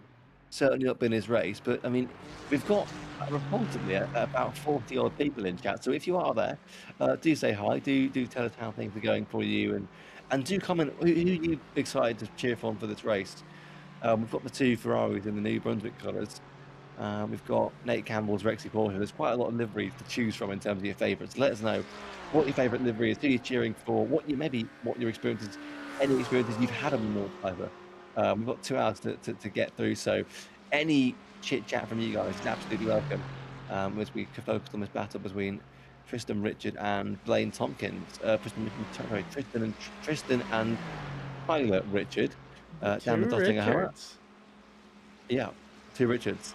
Been used to their names all season. But Aston Martin's going to send it to the outside line of the Ferrari up the inside of Tiergarten. I think he's gone round. He's gone round the outside and already pulled on about a second over the Ferrari. So great work there from Tristan. Of course, he had a bit of a difficult qualifying. Manages to get himself up into 6th place as Nate Campbell's trials and tribulations continue. He's still in 5th, so he's moved up there. I think actually someone's. Nico Gridham, oh goodness me, Nico Gridham, I'm just seeing on timing as well. He's also had something. He's 3 laps down according to this. So somewhere along the line, he's had a moment. He's not running on track at the moment. So Nate Campbell moves up a position by simply virtue of staying on track and somehow not. He's had a lot of collisions, but he's managed to stay in the race, which is good for him. Here is Tristan Richard having gotten past Tyler Richard, his opposite number. Trying to get past and close up to the gap, to close at the back of that Nate Campbell, Carl Scott battle pack. Carl Scott, meanwhile, started, I think, far down the order, now to 4th. Toby Grant running 3rd, 42 seconds off the 11th, 42 seconds off Adam Benoit even, as, goodness me, Nate Campbell, I don't know what's happening with that Porsche, but something is very obviously wrong with it, because he's just gone into the gravel. Again, this is most unlike the Nate Campbell that we're used to seeing. And it's, just a very uncharacteristic performance. And no doubt there will be damage on that Porsche that he's very valiantly trying to fight through, whether it's steering damage, whether it's suspension damage, whether it's just he's losing the rear end a bit more, maybe he's got front wing damage, we don't know. But certainly all is not well in that Porsche from a mechanical side. Nate Campbell is doing his utmost best, of course, to fight back against whatever issues he's facing and try and take Carl Scott. But yeah, so running on board, guys. 40 of you in chat. Let's see what you guys have to say. I think it's. This is. I don't think it is steering damage. I'm looking at the steering wheel right now, and all seems to be fine in that department. But it could just be that he's got a bit of. He's just lost downforce somewhere. We don't get much in these GT3s, but certainly it still all comes into play. And again, if you are in YouTube chat, do say hi. Do give us a follow, subscribe. Would be absolutely welcomed here. We'll assure you that Atlantic Sim Racing League, we're putting on this week. We'll have the league itself back soon, I'm sure. Here is a look at Nate Campbell. Going to give him a lift off over the top of the crest there. Still trying to get past Carl Scott on 4th place. Now, they are very much a minute back from the leading of Adrian Verton, who's pulled 11 seconds with Adam Benoit right now. 45 has Adam Benoit pulled on Toby Grant. So very much those gaps are starting to open up. Been going for about half an hour at the moment. So a really interesting. We've still got just 2 hours remaining, so plenty of time for things to happen. I'm sure things will happen. Because that is the unwritten law of endurance racing. You're totally right there with, as we look at Campbell in 5th position after qualifying right up at the top. You're right, things can happen. Absolutely, things can happen. I'm sure he'll find a way past Carl Scott eventually. I'm sure he's enjoying being in 4th place. It must be quite a lofty position compared to what he's normally used to in the league. Run down towards sector 2 now. This is a critical point. Bottom every corner is critical, of course. But when you look at the chances of getting an overtake, I think the Porsche does have the straight line speed. That's what we're seeing. Is that Nate Campbell is faster, and he's gone onto the grass again, lucky to avoid the barriers. I think really what this is now is he feels he's faster than the McLaren up ahead, and he's trying everything he can to get past, and he's just having to drive a little bit differently to how he's normally used to, while he's trying to do his best to get past the McLaren. But he keeps having the straight line speed which will blitz past him. I'm sure he'll get past them with Ottavio. That'll be no question. It's a question of whether he can get it done before then and start to break that toe. But you can just see in this onboard how much more speed he has than Carl Scott. It's just that Carl Scott is doing everything he needs to keep place and do the defensive work that needs to be done. And I'm sure Nate Campbell has to lift off him in every corner, to break slightly earlier than he will want to, just to make sure he gives that room to Kyle. Remember, this is a great battle we're seeing. Carl Scott pretty much in every weekend of the league, so very much a regular, and it's great to see him in this race now, and he's doing a great job holding up the champion of the GT3 class in this league, the overall champion of the league, Nate Campbell, the man that in that BMW dominated the season with 5 wins, and is now doing his level best to get past the McLaren and try and cut into the gap of Toby Grant. But really, you look at that gap, it stands at 45 seconds, and you just wonder, over 2 hours, you could do that in an endurance race over 2 hours. You can get 45 seconds out of another driver, but can you get a minute plus out of a driver on Adrian Worston, who's got basically now a minute to the rest of the field? You can see on the map there, the Toby Grant train is all bunched up there, and the two, Adrian Worston and Adam Benoit, have just taken off. Absolutely. So, Worston's taken off, Benoit's taken off. Toby Grant is acting a bit as a bit of the court moving spot, but I think actually he's breaking away from this battle of Carl Scott, who's slowing Nate Campbell up with such brilliant defensive driving. You can see through the corners the amount of speed that Campbell is able to carry through in the Porsche. But yes, that gap now at 50 seconds between Toby Grant and Adam Benoit, who's 14 seconds now behind Adrian Worston. I think really for Nate Campbell, once he's gotten past the McLaren here, he'll be on to the back of Toby Grant like a hawk to a PlayStation 2, because as we all know, Golden Eagles and Hawks love PlayStation 2. It's a well-documented science fact. Mitchell Parker, meanwhile, has got back out, so great to see him and Tristan Keeping returning to the state of play on the Nürburgring Combined. Travis Richard also in the pits at the moment. Now, that's something we haven't actually looked at, as Nico Grimm, I think, sadly, has elected to retire from the race. He's not showing his on timing anymore, and that's a huge accident for Nate Campbell. It's all come to a head. We wondered what had happened with that Porsche. We wondered if there was damage. We knew Nate Campbell was pushing it on the rugged edge and beyond, and he's crabbing along the Nordschleife. It is an unhappy Rexy Porsche. It is no doubt an unhappy Nate Campbell in that league. He's going to try and, fair play, he's going to try and bring this back to the pits. You can see how at odds the camera is on that car. It looks like it's skating along. He's doing his level best to get it back. It must be so difficult, and now he's clipped the curb and spun it, and on the exit of the mini carousel, he spun it again. Yeah. Well, Blaine Tompkins is going to be romping through at full speed. If he can get onto the Nottingham home, which he's going to do if he doesn't spin it again, goodness Nate Campbell, oh, he's holding on to it, you know. But he's got to get off the racing line as soon as he possibly can. Blaine Tompkins, as indeed, is romping around that part of the lap, but I think he's just had enough time to get out of the way. But goodness me, have we ever seen Nate Campbell in such a sorry state? I do not think we have. It's not been the race at all. He's just struggling to keep it in a straight line, but I just feel so sorry for him right now. Indeed, it'll be box for Campbell. Goodness me. They come close. That is Blaine Tompkins who has to get around.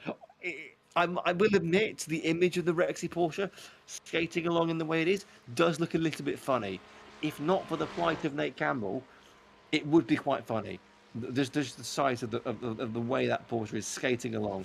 Um, but no, Nate Campbell, it just threatened to, didn't it, Nick? We'd seen him go off so many times, and oh no, he's gone off again. He's Just spun it on the crossing Ahoa, devastating stuff. more contact with the barriers. Incredibly, he's kept his rear wing on the whole time, so it looks to be mainly just front wheel damage and suspension damage. But he's going to get this back to the pits just about. Through Tiergarten he goes right now, and And it almost yeah. seems like that. Oh, he's done it again. Oh, No, he's in the barriers again. I really hope he can make it back. He's towed it. I think yes, he's taken the Toda. right decision to tow there, but we every week we come into every week we talk about Nate Campbell and we wonder what he can do. Kiwi And Jim, you have got it there. He's just setting yeah, up for the most epic comeback possible. 1 hour 50 minutes ago, we've seen it done before. Nate Campbell. It's been a difficult start to the race, and I think he'll admit that as well. We've spoken to him in post driver conferences, and he's as humble as ever. I'm gutted for him because I thought he'd be a really, really fun driver to challenge the likes of Adrian Werson, who is also in the pit. I don't know if that's for damage or if that's for tyres. I think it's for damage because look at the gap. And you can see that BMW does not look a happy car at all. No, it's not. It's lost its rear wing. So goodness me, we've just lost the champion and the race leader and the race favourite, Nate Campbell, and Adrian Werson, both effectively out of the running because of the damage they've sustained. We didn't see Adrian Werson's crash, but he's very much has had something happen to him. He's entered the pits, and now Adam Benoit leads this race by staying on the track. Absolute drama in the last 5 minutes of this race. We've still got an hour and 50 left, Nick. I mean, I don't know who's writing the script, but it feels like they're sort of on a typewriter doing it live. And I can't wait to see what this race comes up with over the next 2 hours. No, they're writing some great stuff tonight. I think he's your new race leader, then Adam Benoit in the Ferrari. It's a Ferrari 1-2 right now. And Carl Scott, he hasn't got a podium yet ever in this league. As it stands, he would be on the podium. And Adam Benoit, really, you look at the gap he's already got 55 seconds to the good of Toby Grant. If we're in a position, really, if he could just keep it on the track for the next hour and 47 minutes, he's got the biggest win of his life in this league sorted and wrapped up. Essentially, all he has to do is keep it on the track. But if Adrian Werson and Nate Campbell can fail to do that, then anyone can. Here, meanwhile, is Tristan Richard, who's fought his way up to 4th place because of these either retirements or people being involved in the pits. Both Fords are back in the pits as well, I think. No, they're back. They're both out. Sorry, they're both running around, but laps down on Campbell and Werson. Here's this battle between Tristan Richard now and Carl Scott. So the battle for the podium is hotting up. And we know what Tristan Richard can do. There's a reason he finished second in the championship. There's a reason he beat Nate Campbell at Laguna Seca. He's a very talented sim racer and driver. And now he's got a chance to get into the podium places from what would essentially be almost the back of the grid. So running fourth at the moment, Carl Scott now has to defend not only from Nate Campbell, but also from the man on a mission who is now Tristan Richard. So the Aston Martin that we've all been used to seeing do so well over the recent weeks has now got a chance to go and maybe even score a podium from a very unlikely position indeed. Whether we can get it done, I'm sure he's going to. Well, I mean, I think if I was the smart man here, I'd be looking at trying to maybe get past on the nothing Ahoa because you're only 6 seconds at that point to Toby Grant for 2nd place. So I think that if I were him, that's what I'd be thinking of. But of course, he'll want to get past earlier. The gap is 7/10 of a second. You can see it there on the helicopter shots as they run through the Eiffel Forest. Up towards the middle part of the lap. There you go. It down towards the powerlifting fast sector 3 is where they're entering now. It's the quadruple left-hander that is quite something. And we've already seen many people get it wrong today on these faster sections, including Nate Campbell.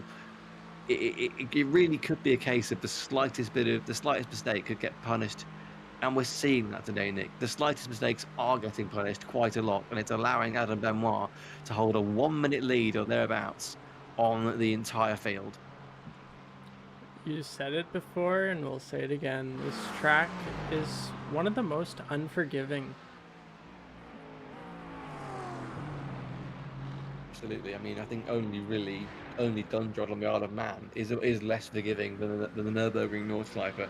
Here, then, is this battle for third place. It's a podium fight. You actually, in the background as well, you can see the Ferrari of Tyler Richard, who is 5 or 4 seconds back, roughly 5 seconds back on this battle for third.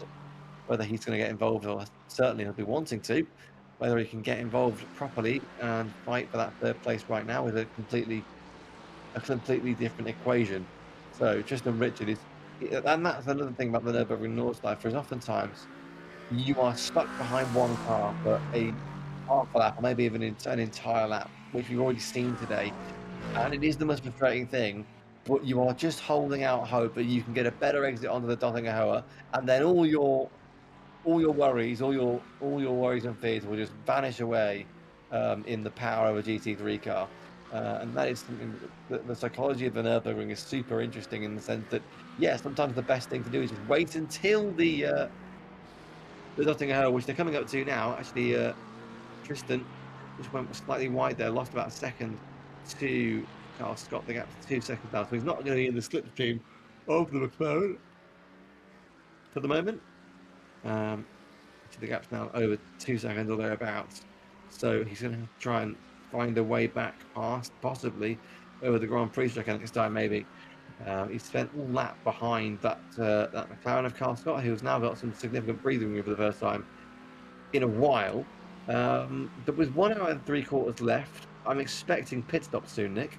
Yeah, and speaking of pit stops, Adrian and Nate both still sitting there. Yeah, they're both still in the pits. And we wonder what would happen when they're going to get out. Now, of course, we don't actually know what the repairs are for those guys. Travis Richard's been in the pits for quite some time, and I know that on this lap, a tow is basically the better part of a lap. So a tow, unlike normal iRacing, where it's about 3 minutes, it's pretty much double that for the Nordschleife. So, you know, a tow is 6 minutes, and then you got the damage. So it becomes a very lengthy stay in the pits. But absolutely, it must be said, credit to these guys for sticking with it.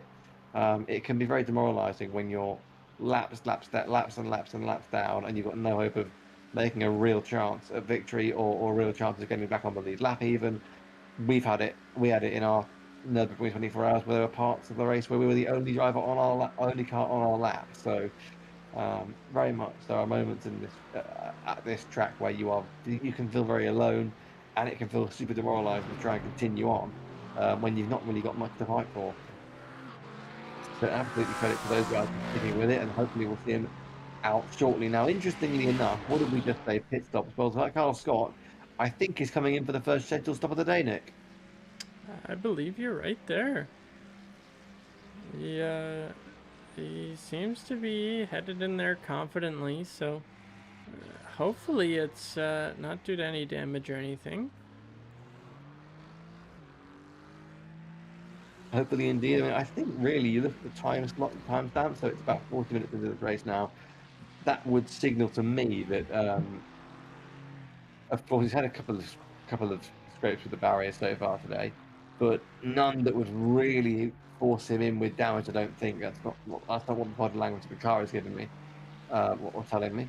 So I think that's going to be the first scheduled stop of the day. Indeed, it's going to give Tristan Richard the chance to just storm up the road. Now, the interesting thing is, the overcut and the undercut at this track is so different to every other track in the world because the lap's so long. And there's really an argument for both, in the sense that you could undercut, go a lap earlier than everyone else on the fuel, take tyres, and then just have a really, really good outlap. But also you can overcut maybe by a lap or so, and then as long as you're faster than the guy ahead on your outlap, there's every chance you could do it. So we'll have to wait and see what the chosen strategy. At the moment, Golden Eagle made it home from your job. So hello and welcome back to the stream. You've still got most of the race to go, over 90 minutes of action left here. at the Just Nürburgring to Nord. go back to James there, we didn't quite think that far ahead, so there's no required pit stops, but of course with such a grueling track for 2 hours and 25 minutes, like they're probably gonna need, I would say, two, at least two, maybe three for their tire changes. Absolutely. I think that's going to be. I mean, if even fuel, I know the full tank of fuel around here is basically 55 minutes to an hour, so it'll be 8 laps into what I'm expecting from these guys, which would track if that's how far that Carl Scott's gone. Now he's still in the pits at the moment, and in that time we've been following keeping, he's back out in 8th place. So the Cavalier car may well be cursed, but it's not cursed to fatality. He's gone off of the road. Is he going to avoid the barriers? Yes, just about. So he gets away with that one. Bit of a contact curse there. I just mentioned he was cursed and immediately goes off the road. Manages to keep it on. Really, we'll keep it on the tarmac without damage, really, in the end. So good for him. We've also got Mitchell Parker's return to the race as well. Um, And yeah, 8 laps with one set of tyres, Golden Eagle, is absolutely brutal on this track. Indeed. I mean, I think the general thing we had when we did the Nürburgring 24 hours back in May was just um, the mentality really was we're going to take fuel and tyres at every stop. And that's what we did for most of the race, and actually helped quite a lot. But even just doing by the end of your stint, the tyres are just so on their last legs. So you've really got to manage them towards the end of that stint, and that can be really where a lot of the pace lies, in those last 2 or 3 laps where the grip has dropped and the tyres are feeling it, feeling the burn, feeling the pressure, Nick. So it'll be very interesting to see what people do about fuel strategy and back timing and tyre strategy, and we'll yeah to see what we see. But I think it'd be really cool to see what kind of unfolded from a strategy perspective. I think you're right there. I mean, at this point, we could really see anything happen, excluding maybe our crashes and our damage repair, but like there's not a lot of big gaps. Indeed, there isn't. So the closest one on the track at the moment seems to be Tyler Richards on Tristan Richards. So that battle is still going on. Tristan now in third, having overcut the McLaren. And actually, I think there was damage for Carl Scott because he was pulled in and he spent at least 2 or 3 minutes in the pit. So I can't remember if they used the iRacing pit protocol. The iRacing uses the Nürburgring pit protocol, which is basically you've got to stay in the pit for 3 minutes. Um, or whether it's a case of you can just do a normal pit stop in this one. I presume it's normal pit stops. So potentially something has happened to Carl there. And indeed, Glenn Tompkins also is exiting the pits. I think he's also made a scheduled pit stop for fuel and tyres. And but at the moment, it is very much Adam Benoit, who also is now over a minute ahead of Tony Grant, with Tristan Richard in third, 4.5 seconds back, 2 seconds back is then Tyler Richards. We're actually following this battle now with Tristan on the helicopters, on the helicopter cameras. If you caught me yawning there, it is just gone. It's just gone 2 a.m. So here in the UK, but always a pleasure to bring you these events and these races. And yeah, I mean, when you think about that as well, Nick, these guys are. It's not just a mental endurance thing. You're also thinking about that's one of the features of a 2.4 hour race. Is it's not just a standard. Oh, okay, I'll do 2 stints. You've really got to think about how you can get that extra 20 minutes done, 25 minutes done, without compromising your strategy.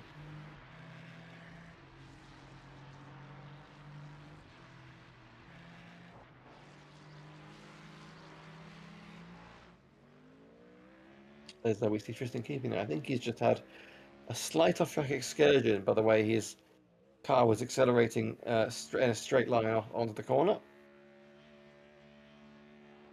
Back up to full speed now, and so he is now running seventh with it looks like it's a minute back from Carl Scott, who's 50 seconds back from Blaine Tompkins. So something definitely happened to Carl Scott. We can summarise that because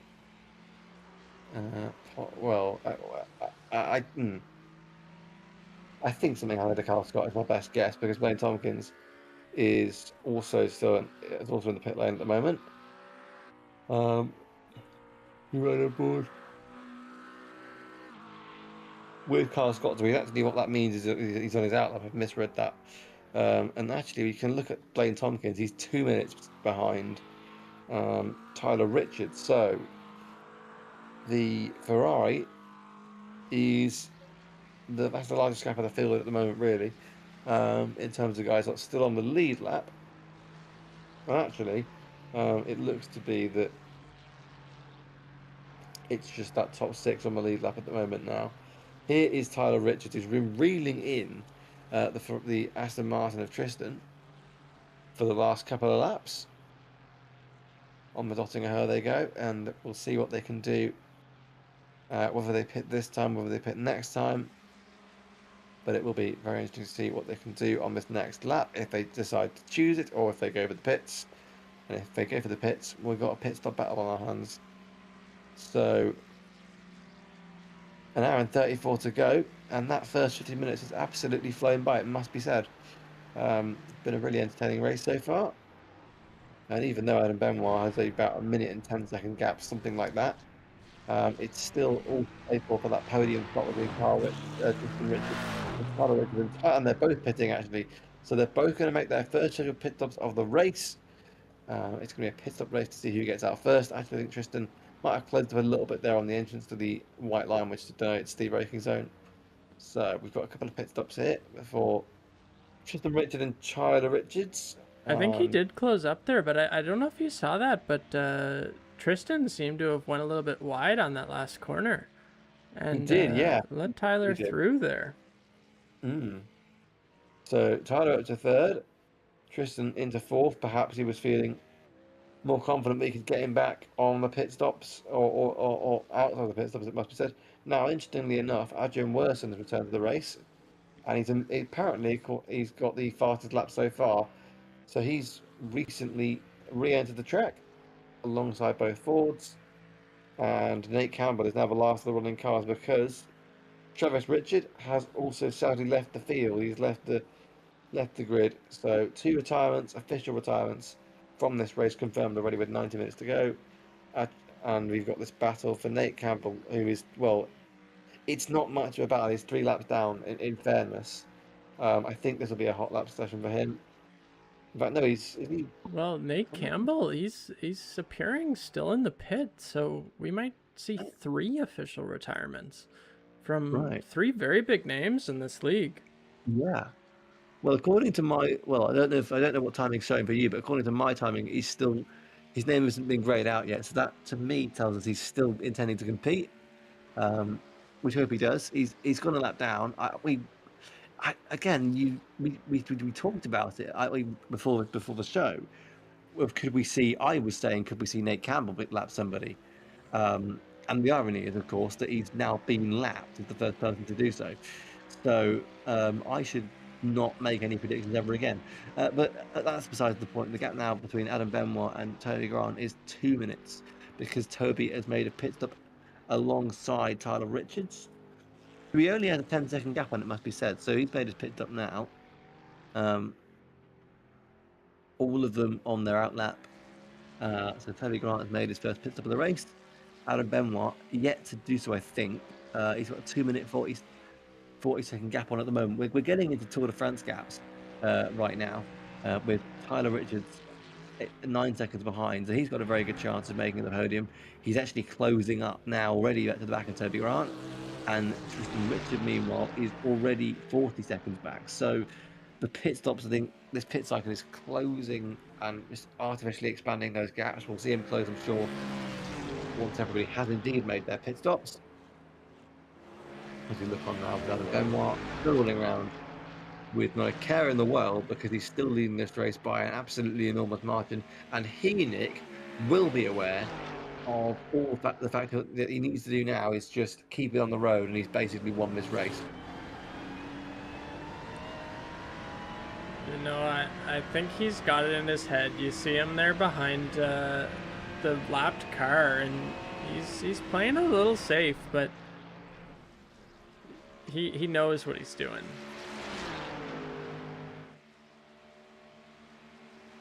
Absolutely. But I think he was really impressive at Spa when he joined when he made his first GT3 start back then in the last round of the season, as the Ferrari of Tyler Richards will go around the outside of Tristan. So Tristan now in fifth, and it's just exited the pits.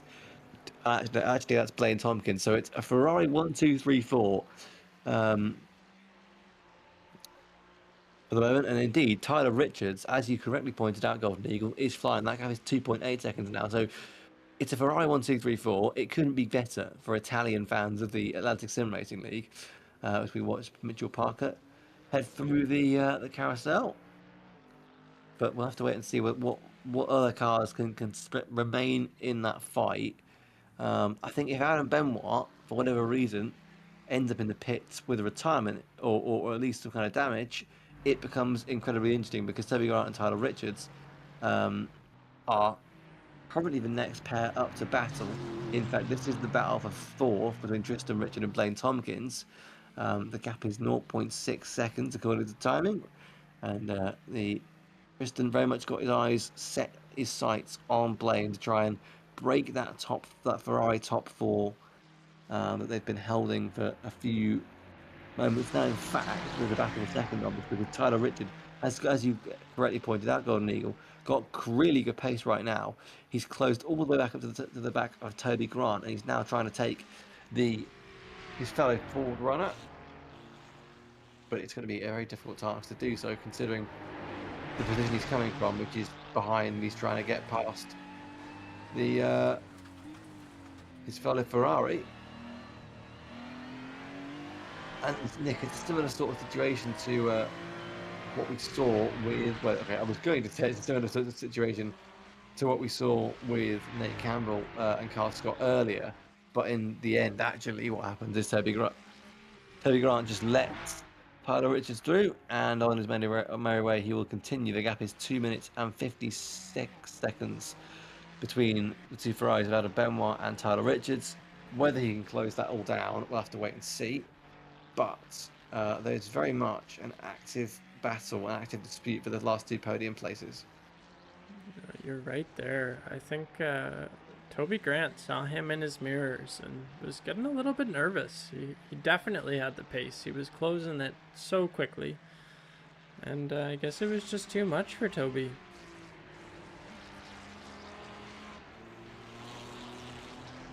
Indeed, but we're looking now at Tyler Richard in second place.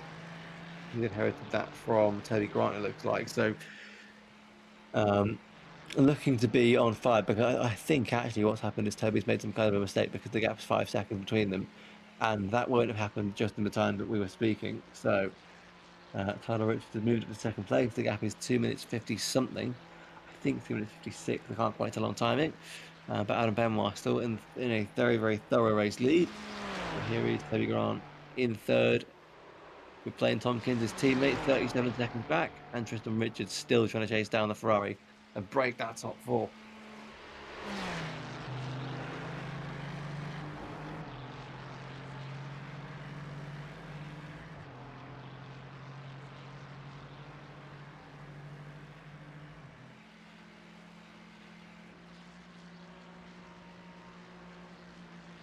So, 1 hour, 26 minutes to go. We've just passed the 90 minutes to go mark in this special 2.4 hour Nürburgring race in the Atlantic Sim Racing League.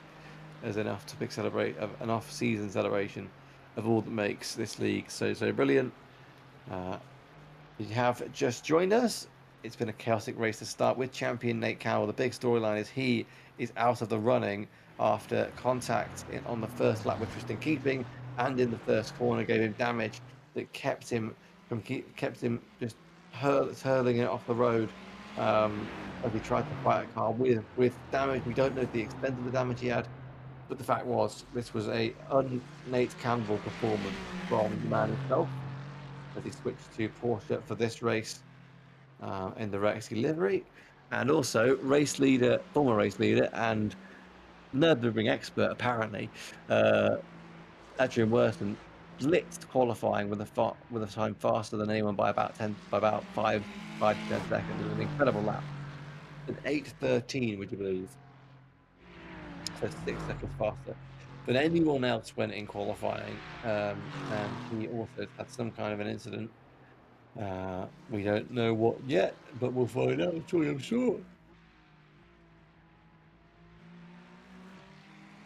And so what that leaves us with is a situation in which the top four cars are all Ferraris. It's first of all Adam Benoit's Ferrari. Now he started decently up the order, but he very much has found himself in this position by virtue of staying on the road, which is an incredibly admirable skill at Nürburgring Nordschleife, where you really need to do that if you want to be successful. So he's holds the race lead at the moment by 1:43 over Tyler Richards. So possibly Adam Benoit's making his pit stop now, or has made it. Toby Grant running third then in the Ferrari with Blaine Tompkins fourth, Tristan Richard fifth, and Carl Scott sixth by some 43 seconds to the back of Aston Martin. Then we've had some other dramas for spikes of Tristan Keeping and Mitchell Parker, both in the Fords. They're a couple of laps down with big damage, and Adrian Worson and Nick Campbell, you can see there, also in a less than ideal state of things here in the Atlantic Sim Racing League, but we still have a incredibly close race before over with Richard now chasing down the Ferrari of Blaine Tompkins as they run on to the Dottinger Hoa with basically a lap and 1 hour completed.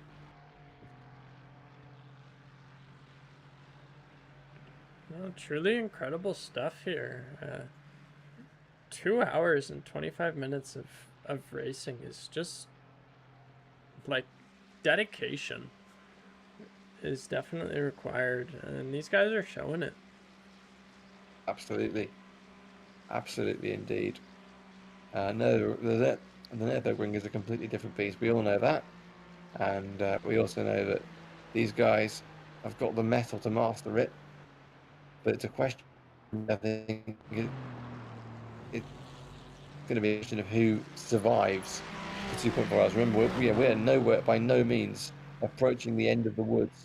We still have an hour and 22 minutes for any one of these drivers to make a costly mistake. I do not think this race has been running its full course. There's certainly more to unfold as we go on through the race. I can't wait for us to see what it has in store for us. But for now, it's Ferrari 1, 2, 3, 4, led by Adam Benoit, who's making his pit stop now, ahead of Tyler Richards, who is closing that gap, and he is indeed rapid, as Golden Eagle pointed out.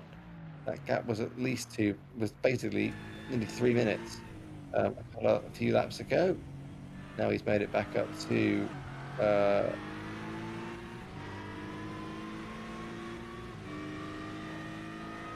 fifth place, and chasing down by the looks of things Blaine Tompkins for the moment. But yeah, so very much it's still wide open, and it may look like Adam Benoit has a commanding lead enough to just cruise home to a win. But that gap was at least two minutes, something like that, earlier on. So it's already come down. We continue to look on this battle between Tristan Richard and Blaine Tompkins. Aston Martin against Ferrari. Tristan's going to go to the inside line. No, there's contact. Oh no. Tristan Richard, a horrible moment for him. He's turned round the Ferrari in front. It's a late run to the inside. He's got into the inside of the Ferrari, and it's not worked out because Blaine Tompkins is facing the wrong way on the Grand Prix stretcher, and a great run from him has just been hampered by a great degree by Tristan Richard, who's now up into fourth place, it must be said, but I think this is due to pit stops from guys who are also on the same lap as him. He's into fifth, up into fourth at the moment with a 15-second gap ahead to Toby Grant. So Ferrari 1, 2, 3 now. That quadruple stranglehold on the race has been broken, Nick.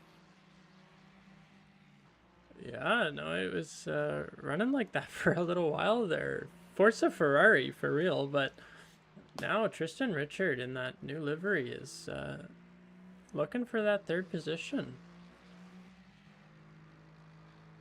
And yeah, Indeed, he Golden is. Eagle. Blaine did not see that one coming. That one came out of nowhere. That he was right on Yeah. his bumper for the longest time, and he tried to make that move, but Blaine just didn't want to leave that space. Yep. Well, sometimes that's racing, I guess. I had it in a race this week actually at Fuji where I was in the first corner and basically got hit from behind under braking zone for the first corner of the entire race. So yeah, sometimes I guess that happens, and it's never intentional. It's important to say that it's just hard racing that sometimes can just go a little bit over the limit, um, with even without intentions. So there we go then. Tristan Richard, not the cleanest pass in the world, it must be said, on Blaine Tompkins, but the point is he is now fourth and has broken the Ferrari stranglehold on the top four in this race with 1 hour 20 minutes to go. And it looks like Nate Campbell is still in the pits. Adrian Worson still has the fastest lap, but I think this could be quite an interesting one to see who comes through to take it in the end, because there will be a a sizable sense of achievement, I'm sure, for the winner of this race, because it's the longest one they've done in the Atlantic Sim Racing League. It's a post-season special. Um, I guess sim racing doesn't have pre-season or post-season, but if it did, this would probably be it.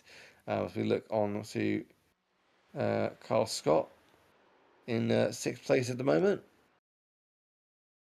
1 hour 18 minutes to go, and indeed, Blaine didn't see that one coming. But Nick, I mean, we've just passed the hour mark or thereabouts. What are your opening impressions then from the first 60 minutes or so?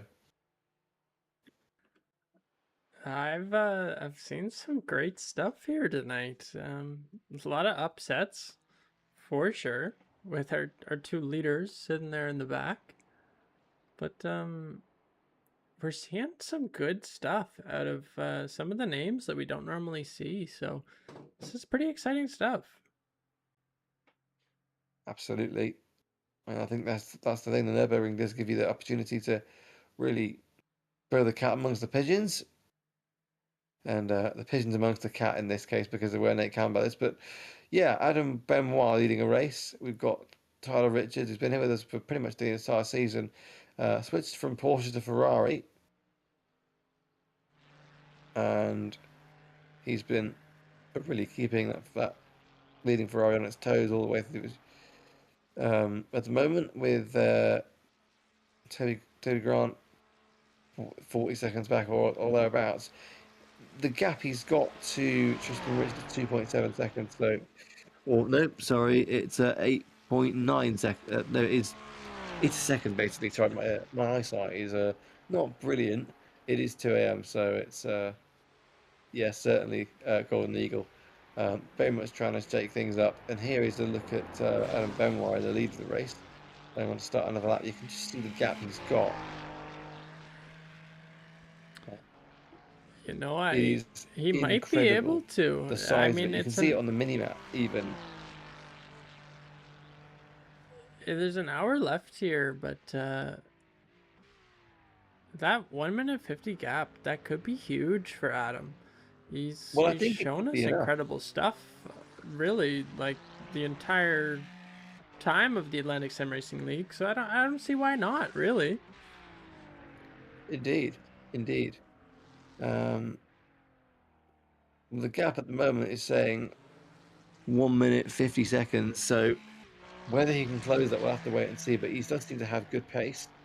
But whether he has the pace on Adam Benoit, who we also know has very good pace around this track, is remains to be seen. What we do know is Tristan Richard, meanwhile, has moved up past Toby Grant. I think because of that, he's put that man in the pit stops. Um, or at least Toby Grant has brought his Ferrari into the pits. Or maybe it is that indeed that Tristan just got past him naturally.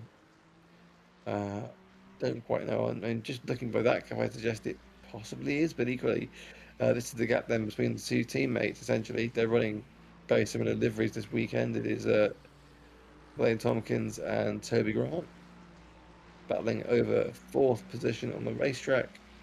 cars got behind them by about 15 seconds. And we've got obviously a couple of retirements in there as well. And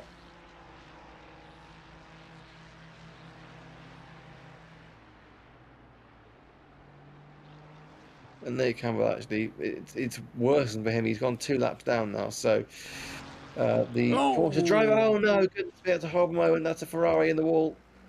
That is, I think that's Toby Grant. Indeed, it is.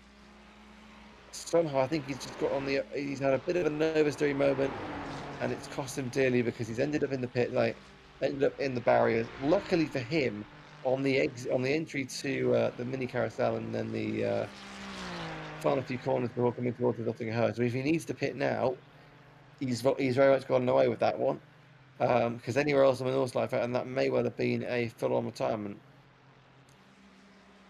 or at least a toe to the pits for Toby Grant. Either way, what it has done is given Blaine Tompkins 4th place, completely untroubled in that car. Tristan also within striking distance here too, says Golden Eagle. And indeed, Toby, we feel for you, man. That was a really tough break for you, because Toby was looking really, really strong up until that point. But I think he's decided to continue. It did look like a heavy hit, I must say. But here we are, riding on board for a moment there with Ferrari of Alain Benoit. So Benoit is still leading this race by quite some margin. And it's a gap he is very much extending, it must be said.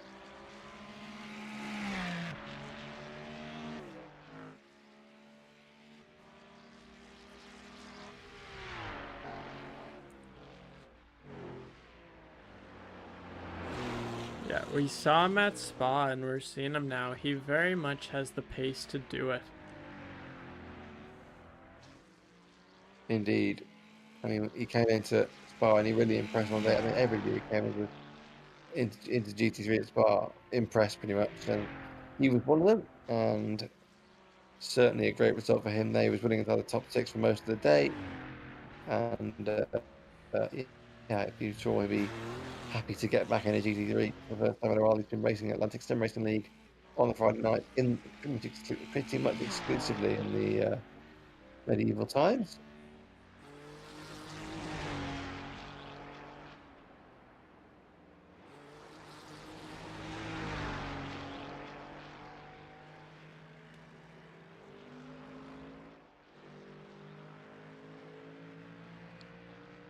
I've just drawn attention to. I think I just said the word medieval times because admittedly, it's 2:30 in the morning. I'm not normally this tired at 2:30 in the morning, but I had quite a nice fish and chips.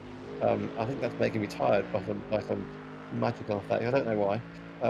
But anyway, doing my best to stay alert. But Yeah, yeah, that's totally fair. It's only 10:30 here, and I'm I'm yeah. getting a little tired. So understood For context, 100%. it's 2:30 in the morning where I am. And yeah, I did have a massive fish and chips. Watching YouTube with my friends. Went out to hang out with them tonight, and that was good fun. But I think that's it, isn't it? Eating lots of food always makes. I don't know about you, Nick, but it always makes me more tired. Whenever I eat a bunch of food, I just don't know why. I don't know why, but it just shuts down my brain a bit. We're really into the endurance conversations here. Yeah. So, you know what? As well, I don't know whether you saw the iconic the iconic Martin Haven heroin clip from Le Mans a few years ago that's sort of done the rounds in a lot of motorsport circles as one of the viral clips that kind of permeates into the general kind of meme culture. Is But this that was at 2:30 in the possibly morning. the one about beer? There was one that sparked from beer, wasn't there? Definitely. But the one I'm talking about is basically context. It was about 2:30. It was 2:30 in the morning, and all the commentators get very, very tired at 2:30 in the morning. And so when Graham Goodwin when he and Martin Hayward were talking about cake and whether it was a viable breakfast option, because I can't remember the exact context of how they got onto that conversation, but basically there was a journalist who was eating cake for breakfast, or at least complaining about the fact that somebody else in the media centre was having cake for breakfast at 2:30 in the morning, and it spread word into the commentary box. They started talking about it, and it led to an incredible exchange.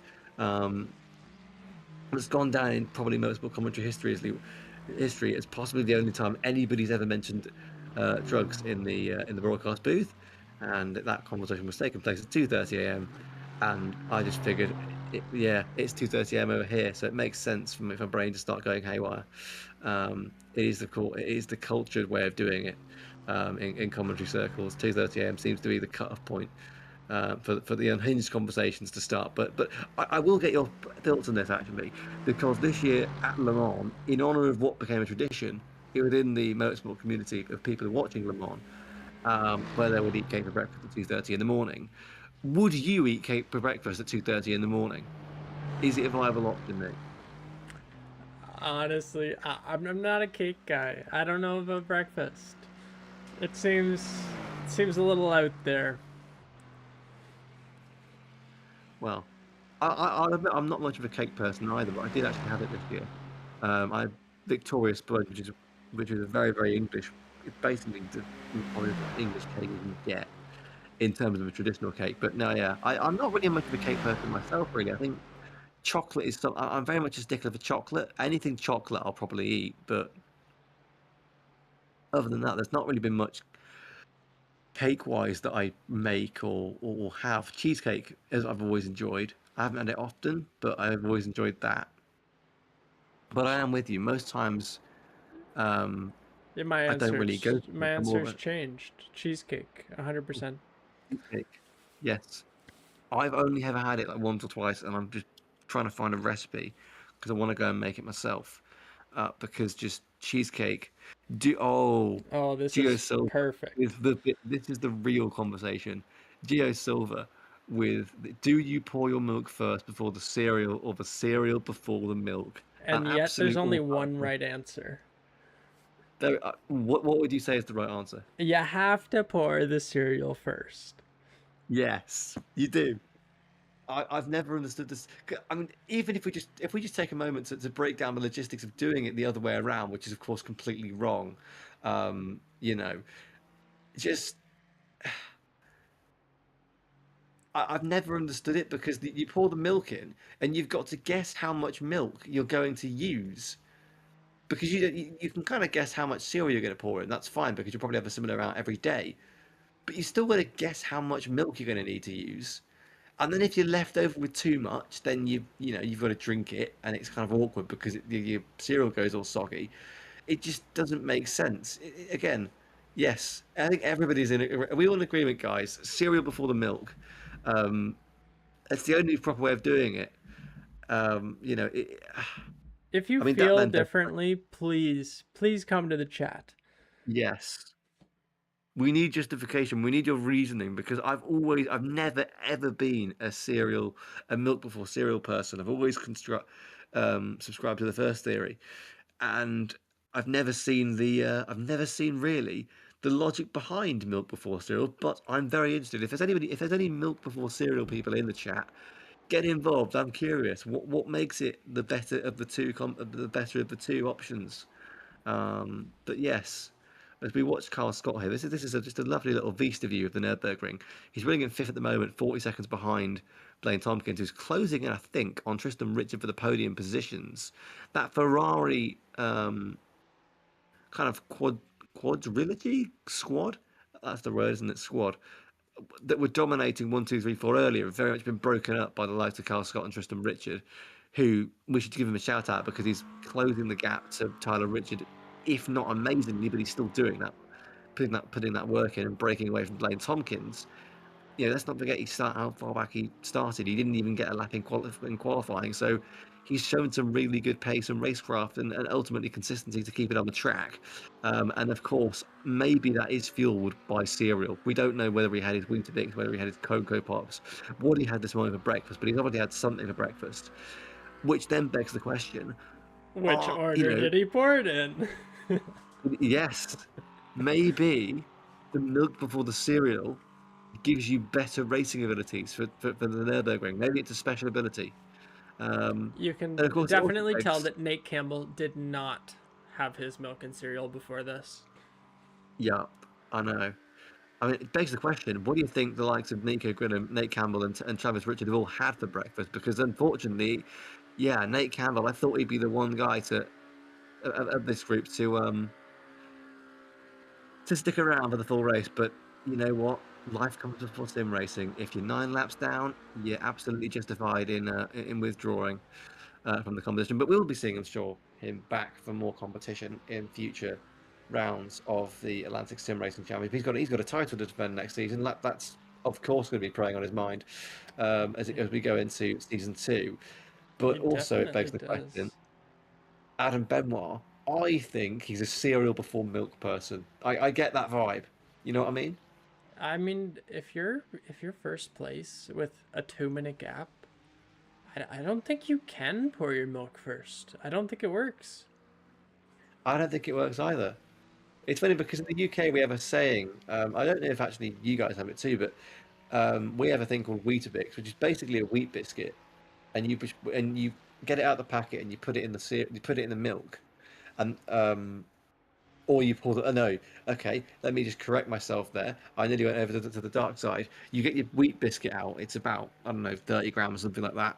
You plonk it in your bowl or your plate. If you're a psychopath, you eat it on a plate because you probably can do that. Um, that's a good point as well. Cereal on a plate or on a bowl. If there's anybody here who has cereal on a plate, please get involved. Or just I know I leave. just called you Please leave psychopaths. if you have your cereal on a plate. Yes, and maybe you are, but equally, we shouldn't discriminate against psychopaths who put their cereal on a plate. I feel like it's important that we have those conversations and debates about why people do certain things. I'm not one to discriminate against, but also, you know, have you ever considered that the bowl does in fact exist and would make your life a lot more easier in your breakfast goings? But no, yes, Weetabix. The point is, we have a saying called, or at least the adverts would always run in the UK, and it would always show somebody doing something impressive, and it'd basically be the lines of they've had their Weetabix, and it almost became a phrase in the language of England, in the culture. Um, yeah, I'm just going to stop myself there. We've had an absolute blinder of a chat message from James Barrington. Nick, you are the arbiter of this league, I might remind you. So, James Barrington, you are publicly saying that you would have cereal on a paper plate in front of the league, the owner of the league. I Nick, don't what, I what do don't you know think? if he's gonna be able What is to the race appropriate? again. Yeah, what is the appropriate response to somebody eating cereal on a paper plate? You better be very nice in the post race chat. That's all I'm gonna Yeah, say. I think he's redeemed himself by being such an active supporter of the league in the chat tonight. He's been brilliant, helping spurring this conversation. I think we're gonna let you off the hook, James. You know what? It's really bad for the environment. You're having a paper plate for breakfast every morning with your cereal, and I'm not sure how the logistics works of it being soggy because it would get soggy immediately unless you eat it dry. Live life on the edge. You know what? I'm accepting that. Fair play. Fair play. Do live life on the edge. Do have paper plates with your cereal. Even though I've never done that, and I've done some pretty insane food combinations. I once had J2O and chicken chow mein on the same. I once basically, it was New Year's Eve, and I was having J2O and chicken chow mein with my mates, and they sort of dared me to pour J2O onto my chicken chow mein, Can you and elaborate I for all the Canadians here? What is J2O? oh J2O, you guys don't have J2O? I I've thought you never would. heard of it. J2O, so basically, um, it's like a fruit drink. It's kind of like, but I can sort of describe it as like alcohol for kids. If you're in the UK and you're 6 years old and upwards, and your parents are having a beer in the pub, you're having a J2O basically, because it's basically a fruit drink. It's like fruit juice, but it's more mature fruit juice, and it tastes amazing. And it's my kind of equivalent of that. I don't drink, or at least I drink very rarely. I got away with 2 beers. in the spa holiday I did, and that was actually quite nice. But J2O is just basically a fruit drink, um, but it's more of a you can get it in cans, you can get it in So, pubs and stuff. You've going got the back, full. I heard J2O, which is supposedly a fruit drink, and chicken chow mein. Yeah. So to bring it back to that, now I was drinking my J2O, and that, basically I'm a massive J2O head. So I love J2O, and I have it, birthdays, Christmas, whatever. I find any excuse to have it. It's brilliant. I love the flavors, and so I had it because it was New Year's Eve, and we got a bit of J2O up because we all love J2O. And I was just drinking it, and I was holding the cup, and my mate was like, "You're not going to pour that on your J2O on my chicken chow mein, are you?" Because I also love chicken chow mein. I'll make it absolutely clear, it's the best thing on the Chinese menu ever, and it's become so well liked that it's now actually a staple of my meal planning and what we eat in my house. So that's a great. I've managed to convert my family onto chicken chow mein once a week, which is brilliant. Because there's so much you can do with it. Anyway, chicken chow mein, if you don't know, it's like a Chinese meal. It's noodles and chicken, and normally it's served with spring roll or something like that. And I basically was dared by my friend to pour J2O on my chicken chow mein and make a combination. And I basically did because I just thought it'd be funny. Um, and you know what? It didn't taste too bad. So I had J2O all over my plate, and I had it on my chicken chow mein. And honestly, it was pretty good. The combinations went well. The flavors went well. I'm probably the only person in the history of humanity to have done that combination of food. Um, but certainly, I'm going to just borrow James's quote here: "Live life on the edge." Yeah, it's good to Um, be original. it is indeed. I mean, have you ever had any crazy food combinations by your own admission, Nick? I've stayed pretty basic. The only one that I've ever had was cucumber and hot Cheetos, That's a and combination. just a blessing. Yeah. Do you still have it now? Is it something that's entered your regular diet? Definitely not. It was a one-time thing for sure. Right. So it's sort of like touching the rainbow and then experiencing something so absolutely beyond the universe in terms of its glamour and beauty and amazement that you never went back again because you don't want to ruin. It's like when you watch a TV show and you don't want to watch it again because you don't want to ruin that experience of having watched it the first time. 100%. And Do you now think that I say it, I don't even know if it would be good. Going back to or it, did you enjoy it? such a long time ago. You should Different have it again. life. There you go. Yeah. Live life on the edge. Yeah, Um, exactly. Lived it on the edge, and now I'm yeah. looking back. Just wonderful Yeah. stuff. Mm. So have you sort of moved So away from the edge a bit? I guess so. Now that I'm Right. I'm here on my Friday night. Yeah. Well, I'm sure these guys are on the edge. It's the Nordschleifer after all. To give you an update on how things are going, it almost feels like we've now entered the chat show phase of the race, where the focus is no longer the race; it's the amazing conversation, and occasionally we'll just update you with where everybody is. And to do that, Adam Benoit still leads by 2 minutes and 5 seconds, excuse me, over Tyler Richard, who's moved up into second position. Tristan Richard now third by 55 seconds. And the gaps have really opened up actually now. The closest gap is between Mitchell Parker, who's on his outlap, and Tristan Keeping, which stands at 47 seconds now. But to run you through the order, Adam Benoit leads by 2 minutes ahead of Tyler Richard. Tristan Richard is also 55 seconds behind him in third. A minute behind him is Carl Scott in fourth. Toby Grant is fifth, a minute and 25 seconds back, and a minute and 41. He's returned to the race. Adrian Werson, welcome back. The number one machine running in sixth place, the only BMW in the field. 55 minutes to go, and he has stayed in the action. Behind him are the two Fords. Not been a great day out for the Canada car of Tristan Keeping. He's down in seventh place. Or Mitchell Parker, who's on his outlap. I think he's been back in the pits possibly for a bit of damage, possibly also for just a standard stop. And Blaine Tompkins, we didn't see what's happened, but he's very recently entered the pits, possibly with damage, because as you can see there, the New Brunswick Ferrari he's just recently had an incident of some sort.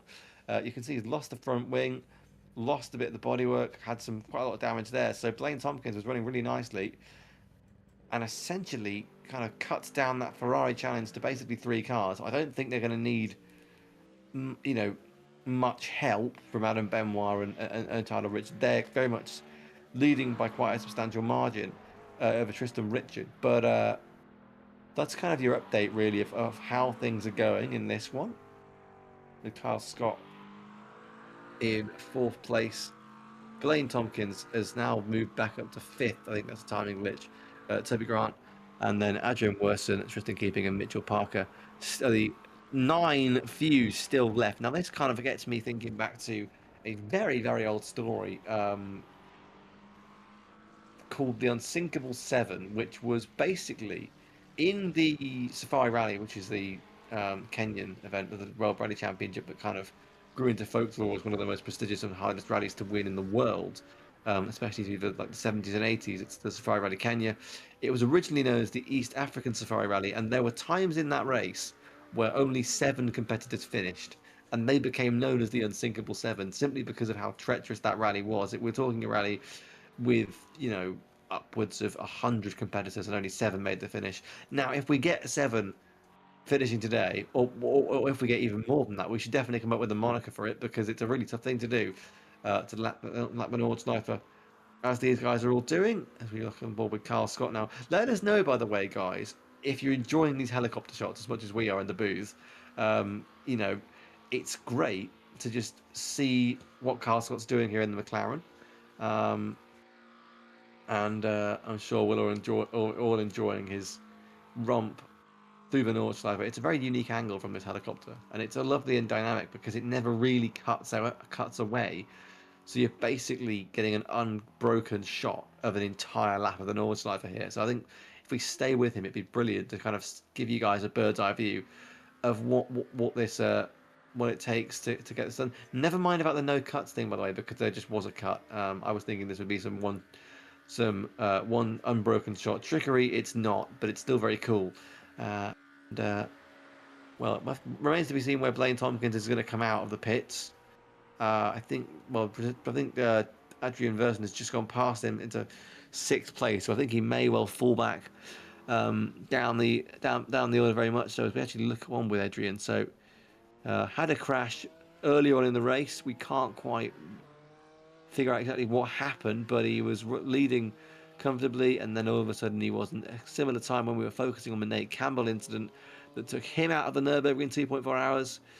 Adrian Worson was involved in his own wreck as well. 4.5k R18 driver, so he's certainly got a lot of speed inside that BMW, Nick. But certainly the gaps are starting to rise, and I think we return if we were to look into food side of things again. I might have to try hot Cheetos and cucumber. I must say, actually, cucumber's been something that's come into my palate in recent years. Actually, no, sorry, I like courgette. Sorry, cucumber. I haven't really consumed that much of it, but courgette, a very similar fruit or vegetable even, has very much entered my diet in the last couple of years, which has been very nice. I always was very picky as an eater. I've now become one that is sort of begrudging. I begrudgingly eat broccoli, and that, and Golden Eagle getting involved with the chat. Got cereal first for sure. I always knew you were a cereal first sim racer, Golden Eagle. Very glad to have you on the right side of the debate. We're joking, of course. Have your cereal how you want it. But Nick, 50 minutes to go. I hate to use a cliche, but this one's passing by quite quickly, isn't it? No, it really is. It's flying by. There's lots going on, lots of good conversation, and I'm chilling. I'm enjoying it. Yeah, it is quite meditative. Now, I will say as well, meditative or meditative is a word that I struggle to pronounce because I've always struggled to pronounce words with two T's quickly in them, or at least I have done since I got my braces done, and it kind of impeded my speech a little bit. But yeah, I think this is quite nice. Just it's almost background TV at this point to the conversation because it's just lovely to watch these cars go around the Nordschleife and such a beautiful angle. Here is Adam Benoit. Just quickly, while we're focusing on him for the moment, what an absolutely stellar, completely flawless run this man has had this evening here in the Atlantic Sim Racing League. It's only his second GT3 race in the Atlantic Sim Racing League. He came in at Spa, did an amazing job on his debut in the toughest race of the season, the most frantic race of the season. Held his own brilliantly in that one, and now he's come through and really put himself on the map. No, 100%. He definitely shows off his skill and just his commitment to the car and iRacing itself. Every single time he's out there. Yeah.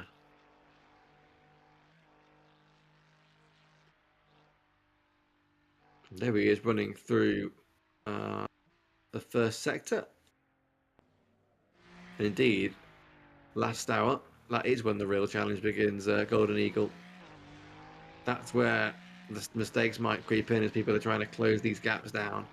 And especially when it comes to endurance racing, you also got to think about the fact that these guys have been going for over an hour now, over an hour and a half. So this is where the mental side of things kicks in because you've been going for 90 minutes straight on the Nordschleife with no breaks. Even in hot lap mode, it's tough to stay alive.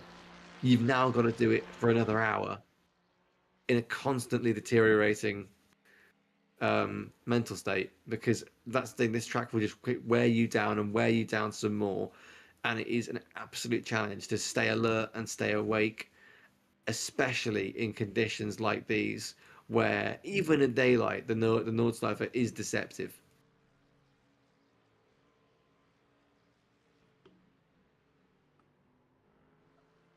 Truthfully, there's a lot of blind corners where these drivers just have to send it and hope for the best.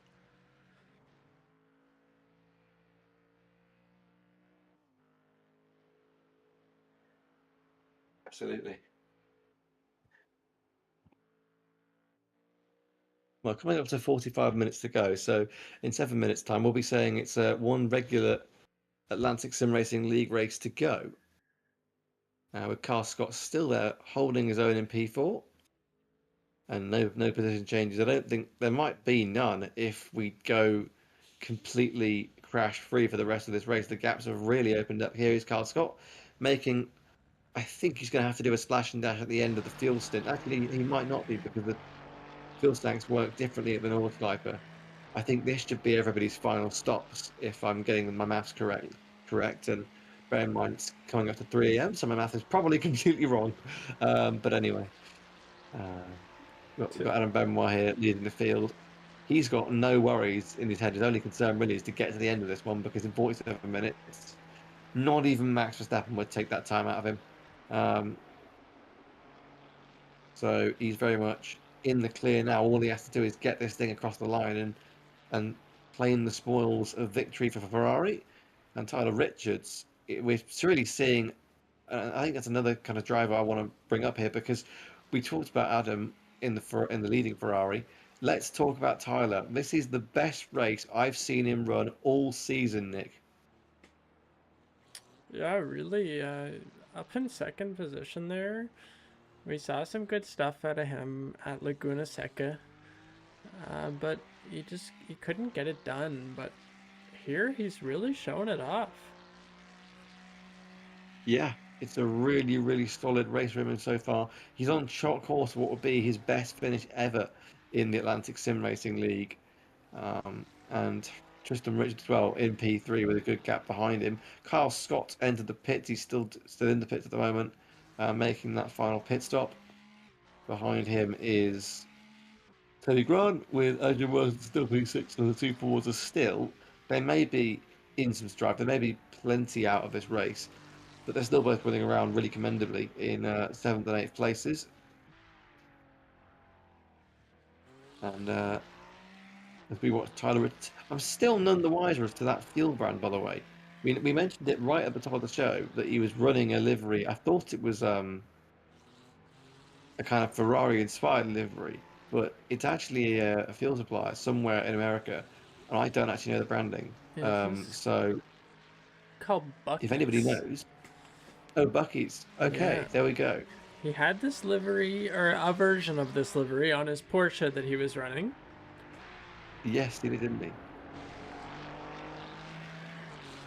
I think that's quite interesting as well. Is that it's the Ferrari? We're seeing a few new drivers switch to different cars this week, and the Ferrari does seem to be the car to have. If we're looking at the stability of it, I think that's why a lot of these guys have chosen it, because it's naturally a more understeery car, which is much better for the Nordschleife.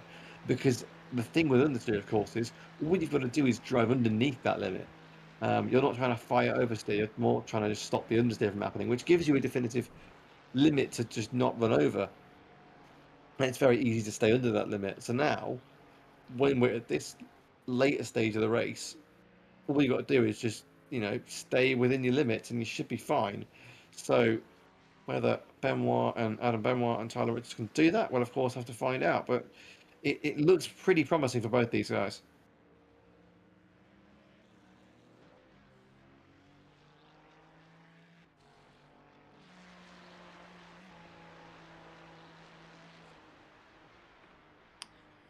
And as we're kind of chatting here, Adrian Werson is slowly making his way up. He is indeed. Fastest lap of the race he's just set. 15 seconds is the gap to Toby Grant. We may yet have a battle on our hands in a good couple of laps. That'll be great fun. For position, 43 minutes to go. So he's got plenty of time to make it happen. In fact, that gap's already at 13 seconds. So I think I'd suggest it's going to happen before the end of this lap. We know how quick he is compared to everybody else in the field, so we can definitely make the rest of that time up across the Nordschleife. And he's absolutely, well, I mean, why wouldn't you? You're in his position. You're that far down. Your lap, a long way down, and of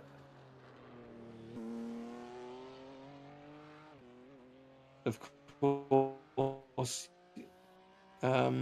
you want to be making the best of the opportunity.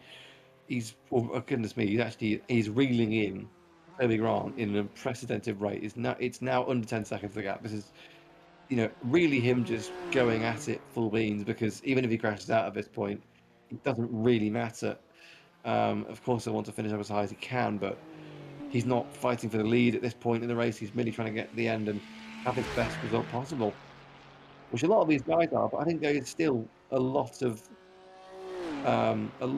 respect for these guys in doing this race for such a long time, 2.4 hours on the North Cliff. We've already said it today, but very much it is an absolutely monumental effort for all these guys to be able to make this race and run it in the way they have, and indeed finish the race in 42 minutes time for hopefully all of them.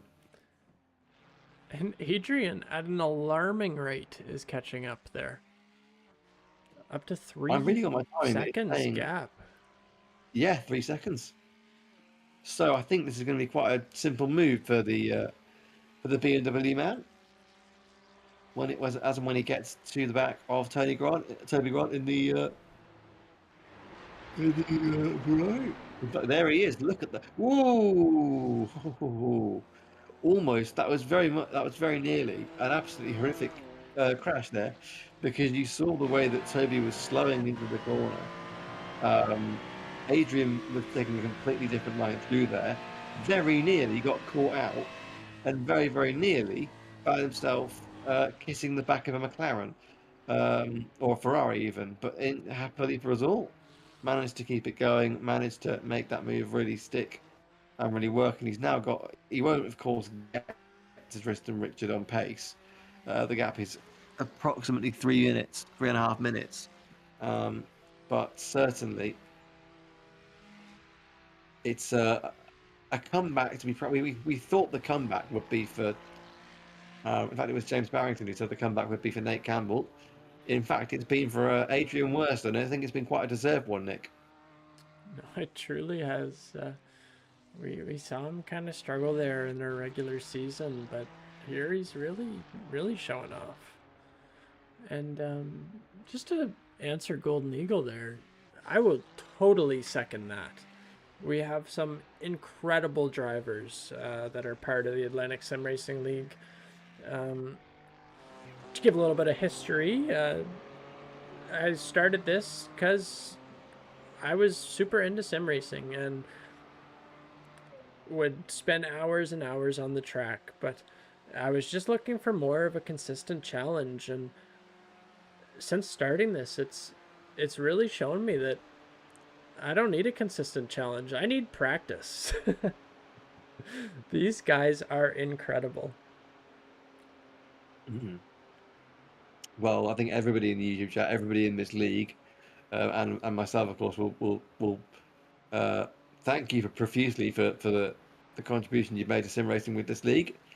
It's a really big honour to be able to just come on here every Friday night and yap away into the evening about virtual motorsport. Brilliant organisation, brilliant production, and we thank you massively for bringing this league to life, Nick. It's a really wonderful place to be, and we're seeing that right now with what well really it is that celebration that we mentioned, which is just being, we've done the main league. It's the first season done, and now we're having this wonderful 2 hour 25 minute enduro, of which we are now into the last 39 minutes, which means we've got just under a actual standard round of the Atlantic Sim Racing League time wise to go. Yeah, and when you To give said you that the an first update. time, it really put it into perspective just how long these guys are running for and how much focus this will take. With Yeah, it's 3.5 times the length of a standard race. This one. So yeah, you think what they have to do in a standard week and everything we see that happens in a standard week, multiply that by 3.5 times for everyone involved. It's an absolutely monumental effort just for a 2.4 hour race. Imagine what it must be like for anybody running even a 4 hour race, you know, or a 6 hour, let alone a 24 hour. That's why I love endurance racing, really, is because it's just so monumental in its scope. And endurance racing commentary is even better because it's a different vibe. In the Atlantic Sim Racing League, you get all the action and you get all the fun of commentating some absolutely barnstorming racing, wheel to wheel action the whole time through. This is almost feels more like a. It takes me back to my radio, I say takes me back to my radio days as if I've left radio. I never did. I still host radio now, um, but it's a much different vibe. And I do love endurance racing commentary for that reason. That you can have those more fun conversations. It's not always 100%. There are lulls in the race. It ebbs and flows, and it provides you more opportunity to give a different style of commentary. And I've always loved it for that. And again, that's because we're having these conversations about milk and cereal. Um, that is and that's definitely sort a of what I love, highlight. really. It's just fun. It's great to have a brilliant action that we have it. But yeah, nothing beats just randomly yapping in a sim race. It's a brilliant thing. I'm trying to think if there are any unanswered questions or any unanswered topics we were kind of skirted over in that kind of discussion. Um, Can you we speak to the covered. chat there? Yeah, I mean, if there's anybody in chat with some really fun food opinions or food opinions you think are worth debating, Rather, because we have with 36 minutes left, and there doesn't seem to be. I don't think there's any battles on track threatening to brew, unfortunately. So any food conversations that are going to be had, let's have them. If you've got an opinion you think is fun or is controversial in some way in the food world, let us know because we'll get onto it. We'll have another brilliant debate about it. I'll concur with Nick, it was an absolute highlight of this broadcast was talking about cereal and milk. So yes, if you guys have got anything you want to ask us, anything you want to get off your chest about the world of food, You know, Or do you sim think cheese racing. is evil?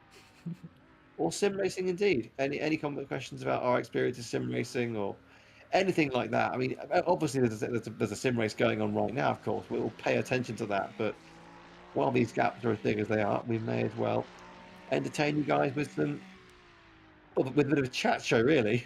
But it's brilliant stuff. It's really, really good. And yeah, of course, we'll here to answer all your questions about the league, about sim racing, food, and pretty much anything really. Fire away. 35 minutes to go. And this, you know what? I'm not going to compare it to Gran Turismo, but something that I did do last year, and this is a bit silly of me, really, but in Gran Turismo 4, and this is the Spec 2 mod that I was using.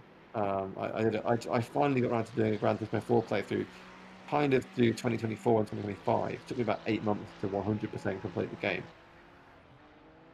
I did this really silly challenge for no other reason than I thought it would be really cool, which was I called it the 48 Hours of Le Nord. That sounds like a 48-hour endurance race, and it kind of is because in the Spec 2 mod, there are two 24-hour races that have no breaks. So you can't quit the game or pause. You can pause the game, but you can't shut the console off because, and in my case, I was using a PC anyway.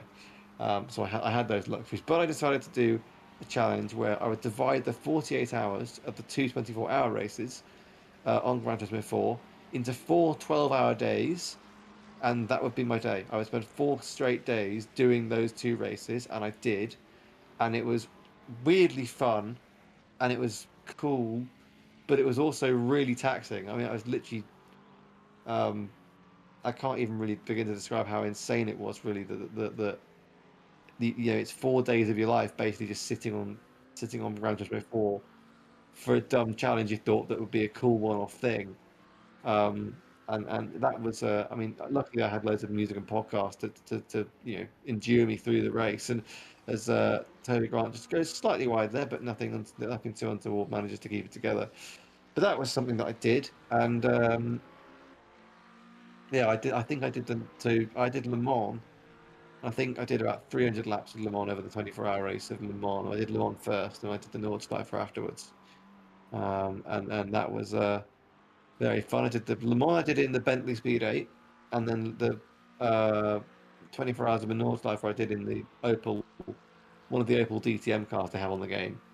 And it was really good fun, actually, even though I was just kind of sitting away in a chair for 12 hours a day for no other reason than I thought it'd be cool. I thought it was still kind of enjoyed the experience, and I probably won't do it again. But I think we had, yes, that was for position. That was Toby Grant.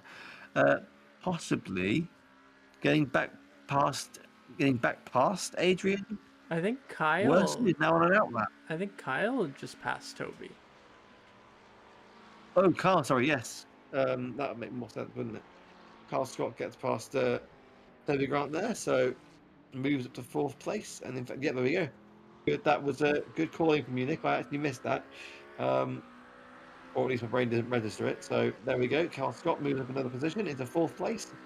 Toby Grant down in fifth, 3.6. Now, I think that's something we should mention actually, because Carl Scott has really shown pace in this race that he hasn't really shown so far in the league. He's always been there and thereabouts, but he's never really been able to be up at the front in the way he has and have this kind of airtime on him. So really great to see his development through the season, and I'm loving the fact for him that he's really getting a chance to show what he can do here. Totally, and sitting in that fourth place position, we're seeing Tristan Richard right ahead of him with a black flag. Only a minute gap there, so if that drive-through takes long enough, he could be battling for a podium. Indeed. Now I think that is possibly because of off tracks, right? I don't know what the off track limit was set to in this race. My best guess is that's what's happened. Is Tristan's just taken one too many off tracks, and there's no shame in doing that. You've got basically 180 corners to do it at. They've done thousands of corners already, no doubt, or at least a few hundred. So no shame in it at all. But that's a bit of a blow to Tristan Richard. He's got 3 minutes or thereabouts on Carl Scott. I don't think that's going to be much of an issue for him in the long run in this last half an hour, but certainly that is something to watch out for. We had it at Charlotte as well with Jake Champion, where he had the black flag given to him on a charge back through the field, and in the end wasn't able to finish the race. And Tristan Richard, it's not a race ending situation. It just means you get a drive through, and as long as you can keep it clean enough for the last half an hour, that'll be all fine and dandy for him. Longest race we've ever done. That's a brilliant question, Golden Eagle.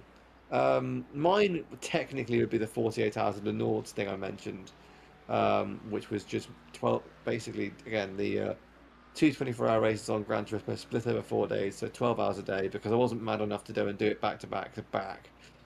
I valued my sleep schedule. I'd just do 12 hours a day and then go to sleep and then wake up and then do another 12 hours. The longest race I've done um, as an actual race would be the 24 hours of the Nürburgring, the 24 hours of the on the Majors 24 that I did over this summer. We've got a few more races lined up to do as well, definitely over the coming weeks with me and my team. But yeah, that's the longest race I've ever done, and we didn't really do that well in either of them, but it was still fun nonetheless. Nick, what's the longest race you've ever done? I'm actually quite curious on this. No, I'm pretty new to the whole iRacing scene. Really, just as the league started up here. So you know these would be the longest races I've ever watched, but the ones I've driven in would be just the hosted official iRacing sessions. So I'm impressed by these guys. Like I sit down for a couple laps and I kind of lose my concentration, but these guys are just staying on it. Yeah, it's so impressive to watch them because I think even yeah, Golden Eagle. I know it's crazy for me, and I was almost thinking it got a bit. I was wondering if it got a bit silly. Yeah. Well, the thing is, I wasn't doing it. I wasn't doing it for myself. It wasn't a team-based thing. It was just something I decided to give myself a challenge to do to make it more fun. Because it was basically that, or go and just do it in 1 2 hour stints, and I just thought it would be way more cool to do it. Even if even if it's just me doing it solo, and it'll get really boring because you're just doing the same course 150 odd times, and the AI on Gran Turismo, there's only 5 cars, 5 opponent cars you get in Gran Turismo 4, so it was just going to be me and the AI cars in Gran Turismo 4. You can easily lap them by like, in an hour. So yeah, it was very nuts, and I probably won't ever do it ever again. Um, I mean, because it just took so long, but yeah, I'm going to ask you that as well, actually, Golden Eagle. What's the longest race you ever done? Yeah, I'd be really interested to know that, whether you've done a 24-hour race or a 12 hour. But yeah, I think yeah, if you can do, Nick, I think we should definitely, at some point, I'd love to see what you could do in an endurance race or a 24-hour race, because they are the most fun I've ever had on iRacing. Um, and an endurance race is kind of why I joined iRacing. I was finally able to do that this summer. But yeah, we should get you in a 24-hour race before, maybe target Daytona next year, and we'll get a Atlantic Sim Racing League racing team set up or something. That'd be really cool. That sounds Um, wonderful. Yeah, I know Nate will yeah, be up for that. So yeah, three of us and find a time to do it yeah. for sure. The longest I've ever done was 40 minutes. Spa GT3 League Racing Assetto Corsa, says Golden Eagle. Well, that is very cool. I never actually did. I never did Assetto Corsa League Racing. I pretty much just had it as a hot lap thing. But I know there were a bunch of good leagues out there for it and stuff. So that's very cool. How did it go, by the way? That was must have been quite cool. So yeah, that's super hard but super fun. Yeah, I mean Spa is always fun, isn't it? And yeah, I think I've never really done league racing before. I've commentated on it, but never actually competed in a league. So I don't really know what it's like. But I'm guessing that yeah, if you're in a competitive league, you're in a competitive league. There's no substitute for it. So yeah, I've got a mate who's doing his first NASCAR league ever, right now, and he's been kind of learning a lot and stuff. But yeah, the league guys need to use them on. Oh, to use the GT3 IMSA cars from RSS. Yes. Oh man, RSS. I used to love the old Formula One cars they did. Yeah, I I've never recently driven tried out them. one of the new ones, the one that they developed Yeah. with Alpine, and it Oh yeah. was quite the experience. Yeah. Wow. Yeah. Yeah, I've done a couple of their Formula cars, and they're very, very fun to drive. So yeah, I can imagine that they feel very realistic, and yeah, I need to look at seeing if I can maybe pick some up if there's a sale on because they have some very cool cars in their collection. Indeed, and yeah, there's some brilliant sim racing mods out there. Um, and that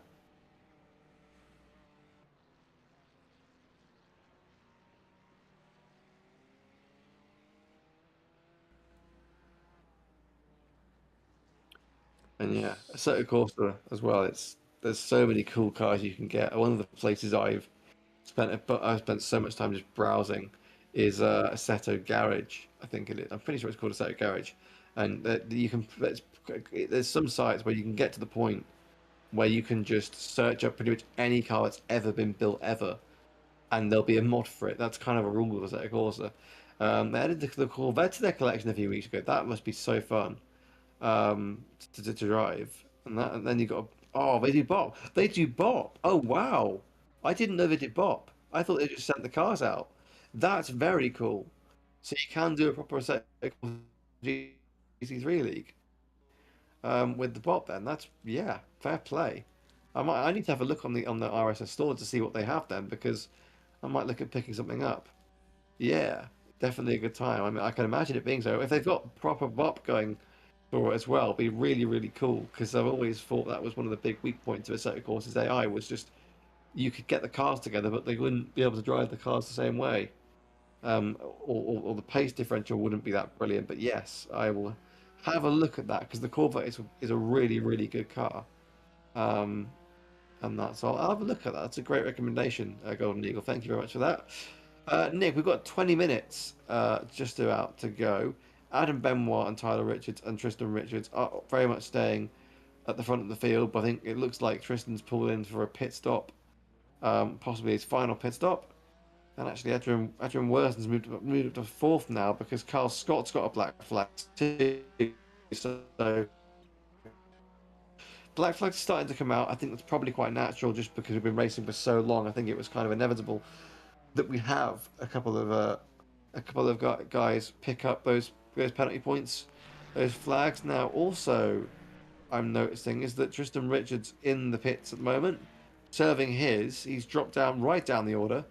So possibly that those penalties that he's got is kind of worsening. And interesting also, Toby Grant and Blaine Tompkins still racing, but in the pits. So um, yeah, I don't know what the story is behind that, but Tristan Richards, sorry, Tristan Keeping, sorry, I should say that's my misreading of the broadcast. Tristan Keeping has got a black flag in from seventh position.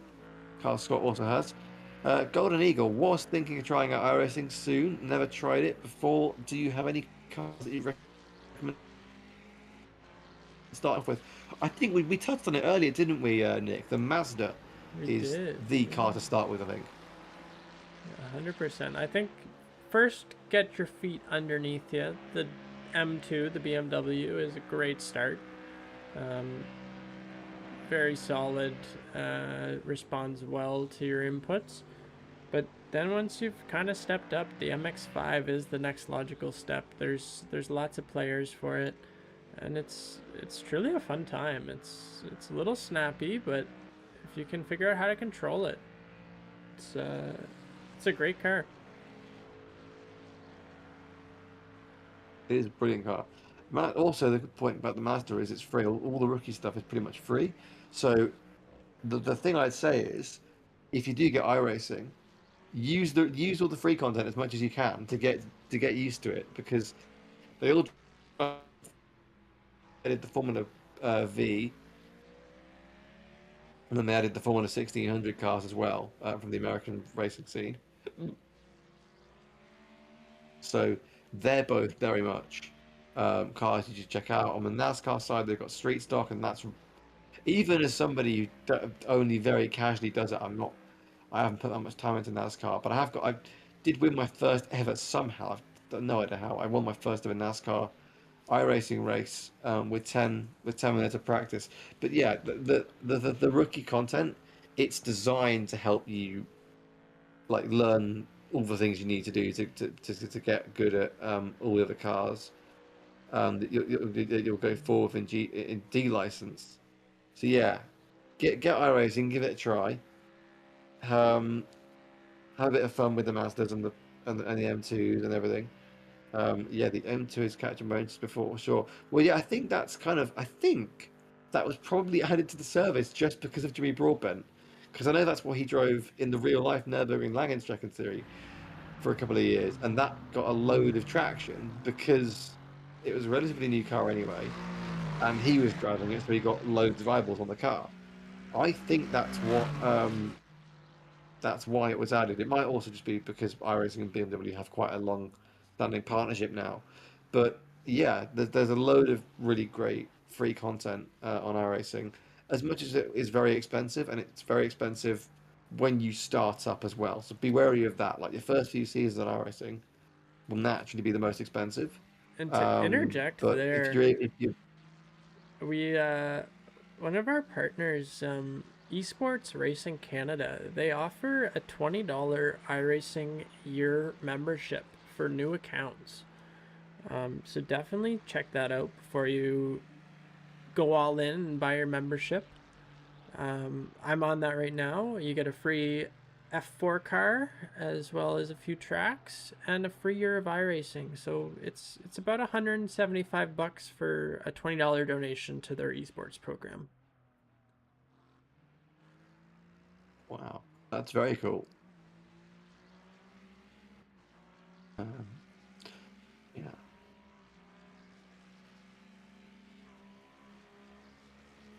Well, definitely. I mean, we should be promoting that more almost, really. That's a brilliant affiliate link, Yeah, no, affiliate really, to have.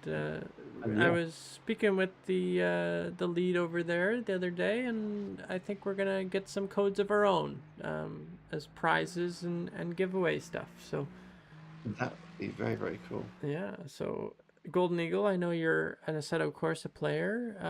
We might be offering some free codes for some race wins. So stay tuned for Yeah, that. yeah. That's oh, you've seen it. There we go. Staring at your solo. If I was an Irish you can, I'd be. I'm not even just saying this because we're affiliated with them. I would be, you know, eating that up all day. I mean, it's a brilliant, brilliant detail. So generous as well from them to offer that for what is basically $20 donation to their esports program, as you said. You get a lot of content. Even the year's worth of iRacing, that's still going to come in about $100 ish, just on the Black Friday prices. So it's an absolute steal. And yes, um, and that yeah, some more set of stuff in the server would be awesome though. I think definitely because we had the Master MX-5 we had that going on right at the start when I joined the league as a commentator. That was kind of good. They were doing the rounds, wasn't it, Nick? Yeah, we did, and I that's actually the reason I started this. I was very much into Assetto and very much looking for some better races, but I don't know, since we've started, iRacing has really been the focus and really taken off. And I don't know, maybe we have dual racers, but the Assetto Corsa side, I don't know. It hasn't been of interest, so it's kind of Mm. taken a back seat. Yeah, I mean, Golden Eagle says it there. I mean, the first day of the Hot Lap Challenge was super fun, and everyone was there. But after that, nobody joined. It was the only guy on track.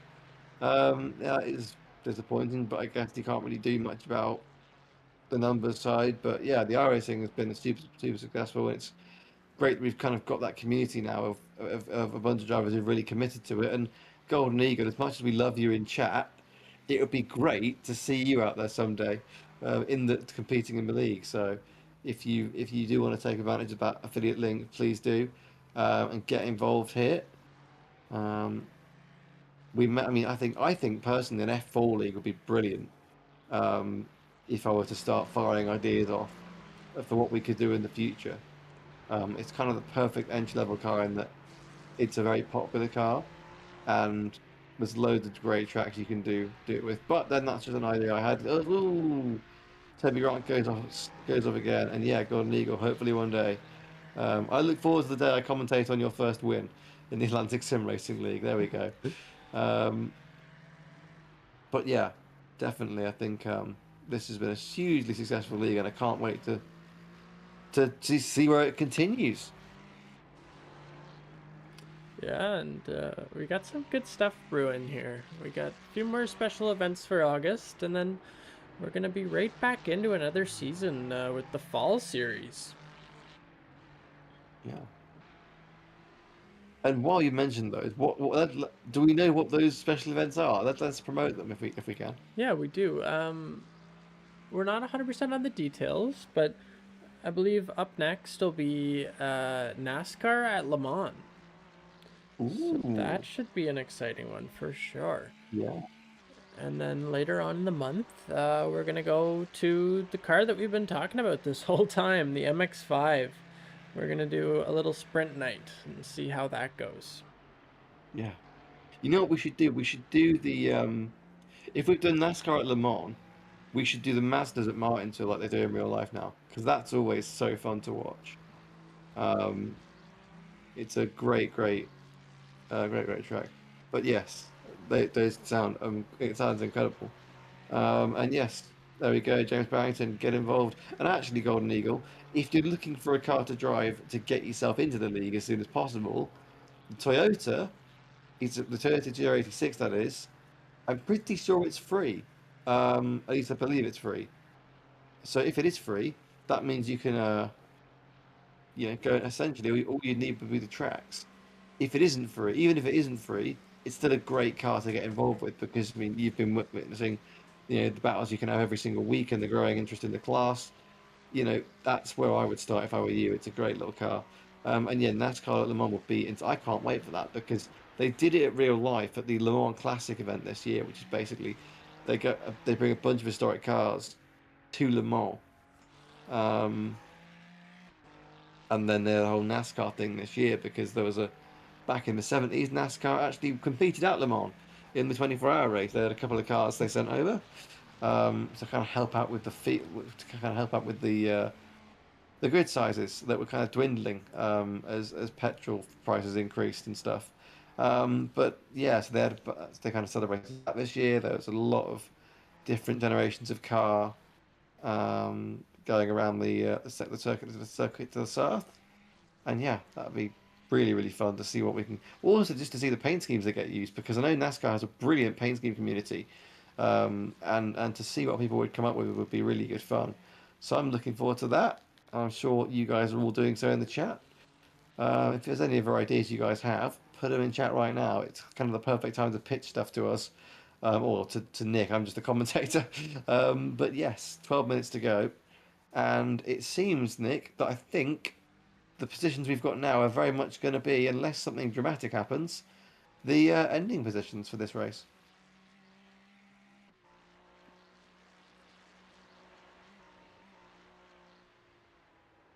Okay. Yep. Yeah, that's true. Yeah, that's on me. Anyway, Yeah. uh, But yeah, no, we're seeing some very good stuff out of everybody. No one is given an inch really. yeah. Well, that's the thing. It's the gaps may look big, but they're all still going at it full pedal. Essentially, we've got this lap and then one more. So it's you may as well just go and try and get that get that fastest lap off Adrian Werson. But yes, I think what I would love to say though is Adam Benoit. We'll get onto it as he comes through the final lap, but we mentioned it earlier. In fact, it's been flawless. But I would love to see what you could do against this if you were in this field, Golden Eagle. Love to see what you could do. Um, yeah, it'd be great if you could get you involved in the league for the full series. I think we've had another retirement. Looks by the looks of things, but one of the Fords, that's Tristan Keeping. In the end, 11 laps down, so quite some time uh, away. That's quite some time ago, or at least that's he retired on lap 11. I think it's probably the case. Blaine Tompkins also has had some sort of incident because he's 4 laps down. So you think a lap's 8 minutes, that's about nearly half an hour of repairs he's had to suffer through, including toes and everything. So he was very much in a spot of bother somewhere, but he's continued on. And valiantly continued on. 10 minutes to go. And yeah, I think that's going to be interesting keeping. One of the Fords is out, but his fellow Ford, Mitchell Parker, running up in 6th place now. Tony Grant in 7th with still a black flag against his, that you can see on the timing graphic there. He's very much got that against him. Blaine Tompkins still in the pits, and it looks like that the gap between Benoit and Richard is kind of stabilising. I think they've both got pretty similar pace on each other right now. Back to Adrian Worston, who is only, I mean, he is close almost to the podium now. He had a brilliant comeback drive considering where he started this race from.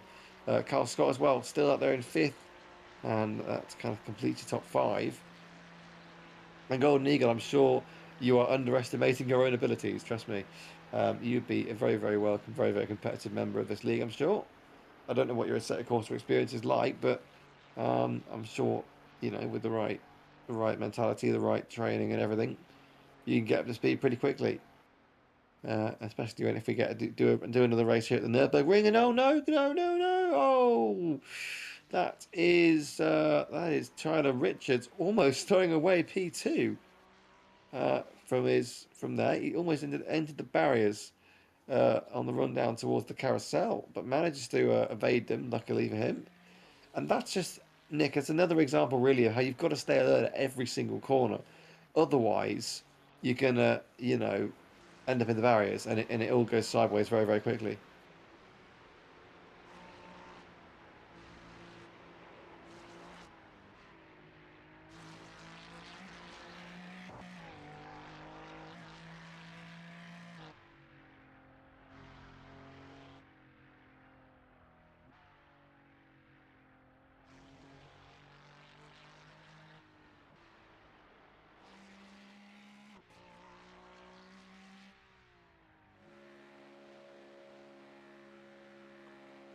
Cutting back to the Ford that is Mitchell Parker's Ford, the only Ford that remains in the race. So he's running down P6. He's actually only 30 seconds off Carl Scott at the moment. So 7 minutes to go. In and that 28 seconds back, not impossible.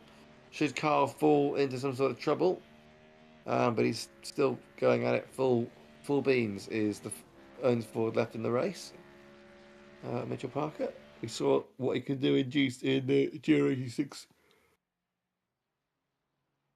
Toyota Cup class a few weeks ago, and he's been really solid compared to all league all the season, and now making that step up to GT3 and actually having a pretty good go of things. All things considered, running 6th place at the moment, not too far off Carl Scott, who's in 5th, and I think really in a solid position. Well, everybody who's still in the race has done a really solid job.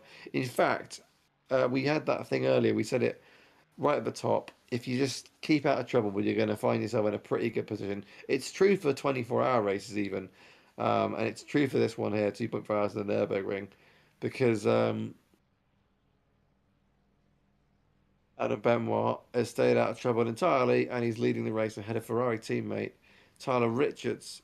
Tristan Richard himself hasn't been completely trouble free exactly, but he's kept it well enough on the road to hold that podium place as we go on to the last lap of the race. Then, actually, there might be one more if depends really. It all depends on where Adam comes through. He's got 3 minutes of an advantage. He will know that, of course, and I presume he will time his final lap to ensure that he doesn't lose all of it. But I think this is going to be basically the last lap because he can slow down as much as he wants. And let's enjoy what will be a fine first victory and a fitting way, really, to start the postseason or the mid season, in between season. There's a great word for that somewhere, I'm sure. He's started in GO86, dominated that class, won the championship, and now he's going to come to the Nürburgring against the likes of Nate Campbell, the indomitable Nate Campbell, who this day was domitable and then some. But of course, a very much loved figure. Yeah, indeed, James. Full credit to the drivers tonight. No easy feat at all. Absolutely. I mean, we've all driven around the Nürburgring. We all know how hard it is to master. We've all seen the onboards, and we've all watched these guys pedal around this course for 2.5 hours, and most of them without fault or major incident. It's been a really impressive run. I mean, you can imagine their feet are probably hurting, their hands are probably hurting from so much driving, and they'll be getting a well-deserved chance at a break after this. But 4 minutes and 40 seconds to go. Here is Adam Benoit, and this will be the final lap because he can slow down as much as he wants. He's coming through this section now. Look at the angle we've got on this angle. It's the helicopter camera once again. It's been absolutely flawless from him today. He hasn't put a single foot wrong. He's had the pace since qualifying, the pace since practice, put it in the second row of the grid.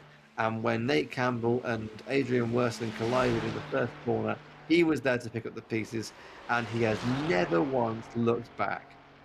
Incredible piece of driving from him so far today. He's still not actually... I think he might even be going for one more lap just for the sake of it here, because I think he's going to actually get round the rest of his course in time enough to do one more. He's coming up to the carousel for what may be the final time. I'm not quite sure whether it will. My guess is he's going to be able to make it round in 3.5 minutes. But here he is then, in the Ferrari that we saw debut at Spa, and what a debut that was. A really competent, well-trimmed race in a field and a race of chaos at Spa-Francorchamps.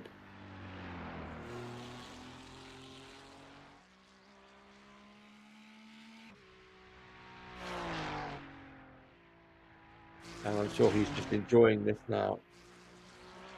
Obviously focusing on not messing up and not making any final mistakes that would throw it all away. What he's going to make sure he doesn't do. But as you guys have said, James and Golden Eagle, it's no easy feat to do what he's doing right now. Not with the pressure, not with the fact it's 20 to 25 kilometer long circuit, and you're probably going to have to do one more lap after this as well.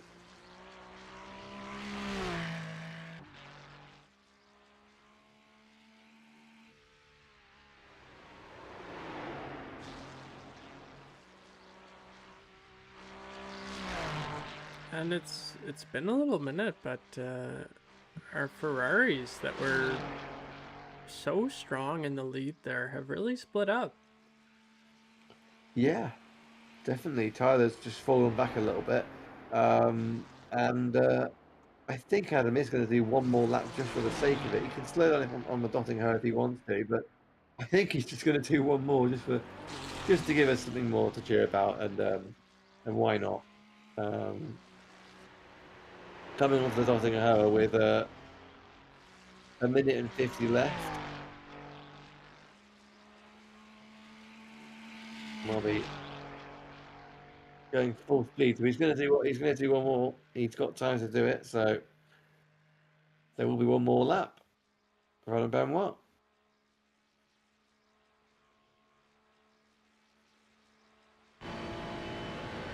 I mean, we've sort of run out. I think I've just run out of things to say about how brilliant this performance has been from him, because we've said it. He's not put a single foot wrong. He's had the pace all week, all race long, all through qualifying and practice. And same really goes for Tyler Richard. He's had a really solid race, and he's going to get his best ever result in the league too, in the Atlantic Sim Racing League. Well, we'll do 1 minute to Benoit. And it's going to be something of a, when he crosses the line this time next lap, it's going to be a bit of a character development because he spent so long in the GR86 Cup class and so long just tearing that league up and tearing that competition up. And now he's going to become a winner in GR86, in GT3, sorry, in the biggest race the Atlantic Sim Racing League has ever held. One of its biggest ambassadors will take his first win in GT3. Tyler Richards, it will be the most valiant second place of his career so far in this league. Should he finish the lap, the time ticks down to 15 seconds, and Tyler Richards will come over to get second place. I'm sure of it now. Do the carousel one final time. Now he might actually finish the race before everyone else does, unless we, if we, you know, unless it's after the leader crosses the line that they start, you know, taking taking everything into account. But he's running through the third sector right now. Shortly be emerging onto the Dottinger Hoa, and confirmation then that Adam Benoit will at least be doing one more lap. I presume that means the entire field will be doing one more lap.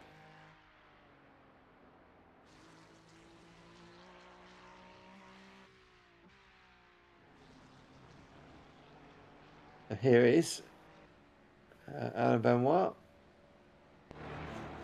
going on to his final lap then. Onto the Nordschleife for the final time. Through Sabine Schmidt's curve. It's just all routine to him now. He's done it for 2.5 hours. He will no doubt be in some kind of a groove. He knows this track. He's learned it for the last 2.5 hours. He's studied it. He knows exactly how this car is going to drive through this last lap. And he's played this really to perfection. First sector is easy. He's really, I mean, I've credit to him as well because he could be just letting up and just cruising to the win here. He's not doing that. He's very much going full beans. He's treating this as if he's on a qualifying lap, which is great to see. Just for his sake, as long as he doesn't mess up and bin it, that's all good. It's a really solid lap for him so far. Just enjoying this, but I'm sure that'll probably be the motivation for getting this race an extra lap done.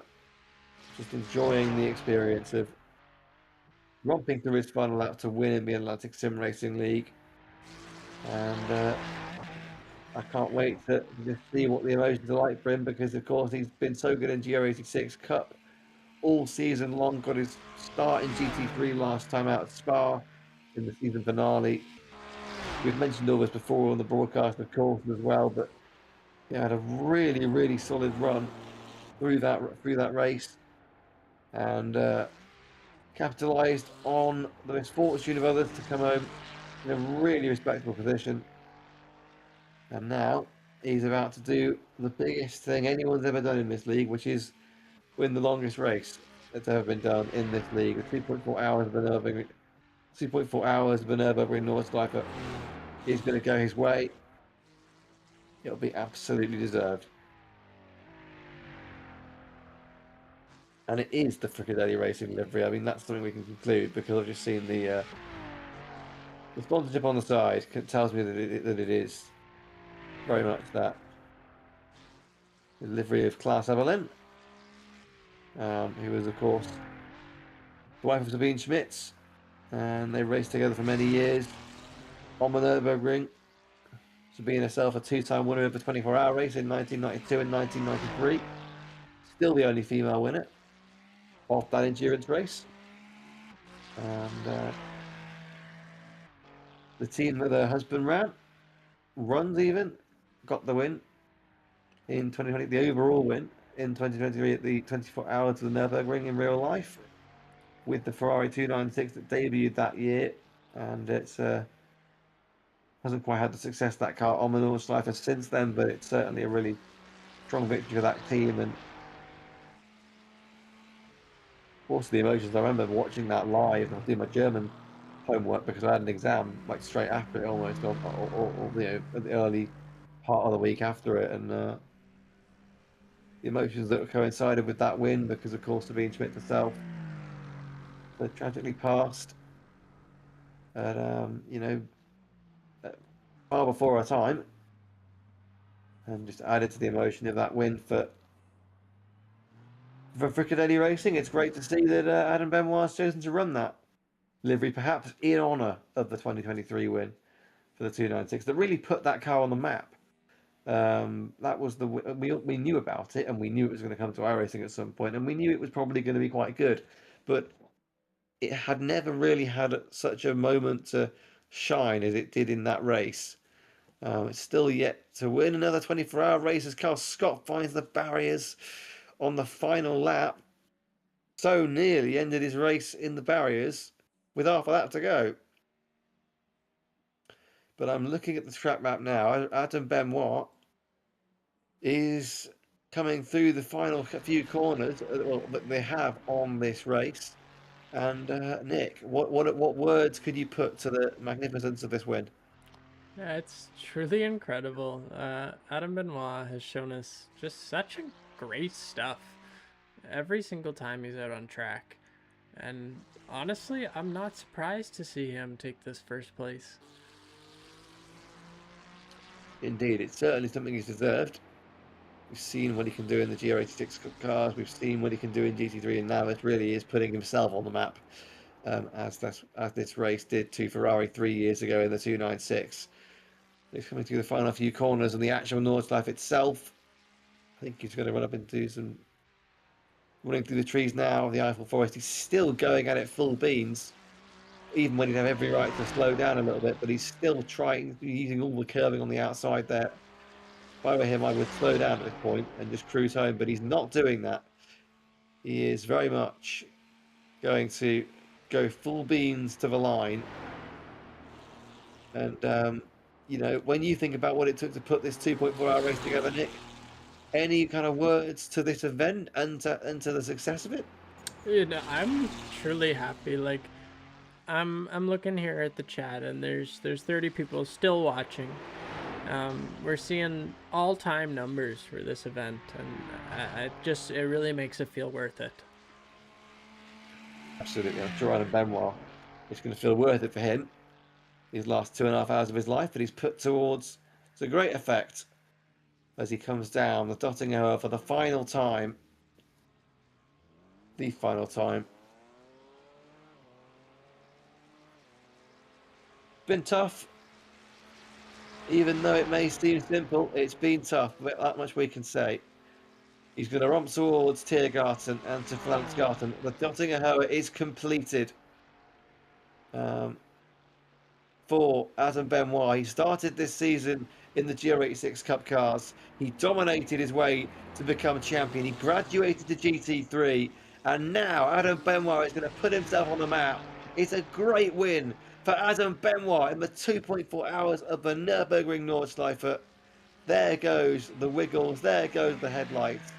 Crosses the line to win the longest race of the Atlantic Sim Racing League to date. And what a win it was. Once he took the lead, he never looked back. Are we going to see some donuts? We're going to see some donuts. We're going to try and see some donuts. He's going to go into the gravel and do some ploughing instead. There we go. Absolutely deserved. It is poetry in motion, poetry in horsepower. Yeah, and to be totally fair, he's only had the practice in the GR, so no burnouts there. So we'll give it to him. That is true. That is true. So he's now going to go reverse, well, he's trying. You know what? I like this. I like this burnout. It's almost a Polish victory lap there, but yes, it's a burnout nonetheless. He'll take the win. Tyler Richards. We've still got time to go and cut back to him. He's going through the carousel for the final time. It's going to be a Ferrari 1-2. It's certainly. I don't think I had Tyler Richards as finishing runner-up to Adam Benoit. I didn't have a Ferrari 1-2 on the cards in this race, even despite the statistics being so in favour of it. But this is what happens in endurance racing. Sometimes the big guns just don't show up. and that's when you get your Mazdas at Le Mans in 1991, and that's when you get your Fricadelli Racings in 2023, and that's when you get your Adam Benoits in 2026, and Tyler Richards. This will be a brilliant, brilliant result for him.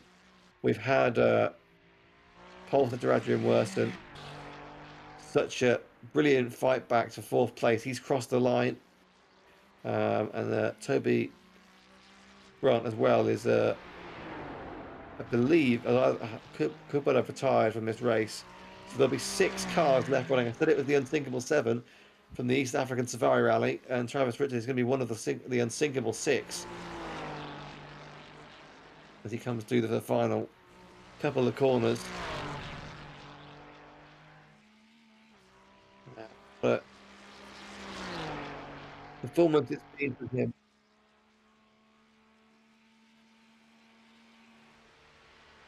Oh, okay.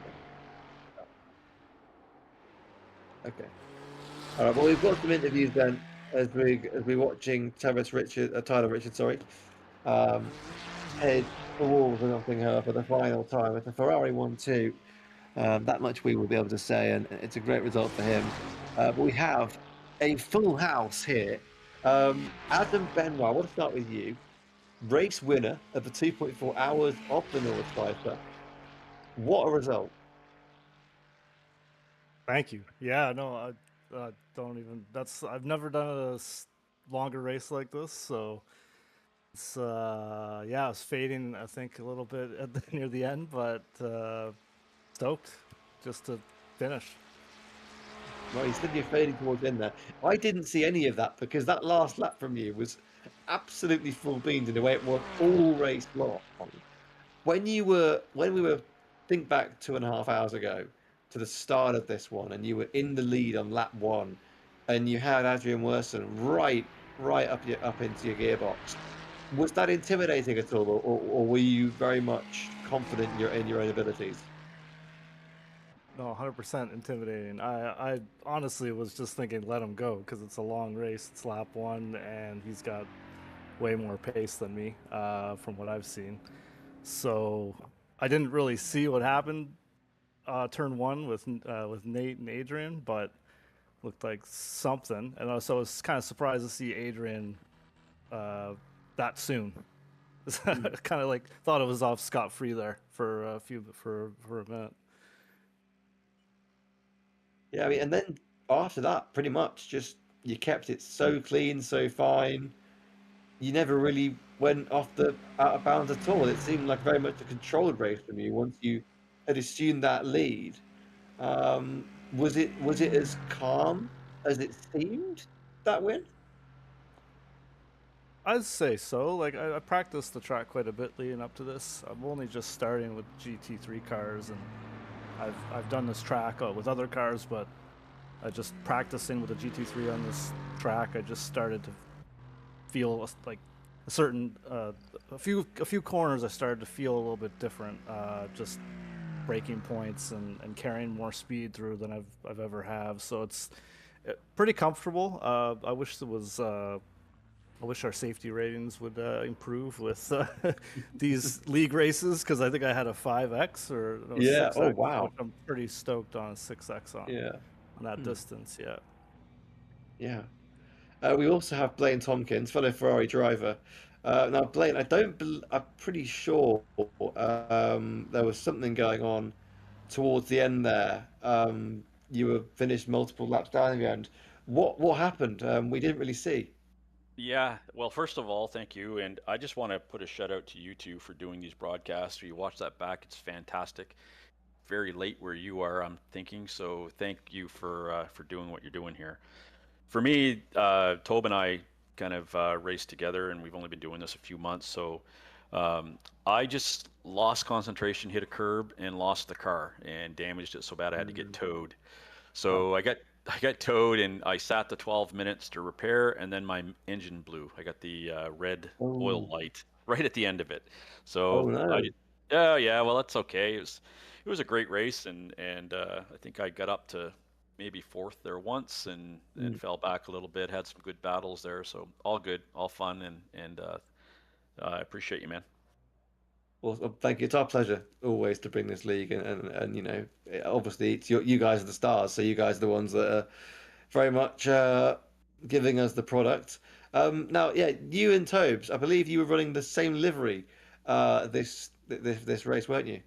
Yeah, Toby does. He's the man that does the liveries. You guys were commenting on his New Brunswick theme in the Mm. last race, and he thought he'd whip us up. We live in the same town here in Oh, Woodstock, New nice. Brunswick. So we've known each other since we were grade 2. So we've been buddies a long time. Yeah. We're well in our 50s now. So yeah, so Well, he did up the liveries, and yeah.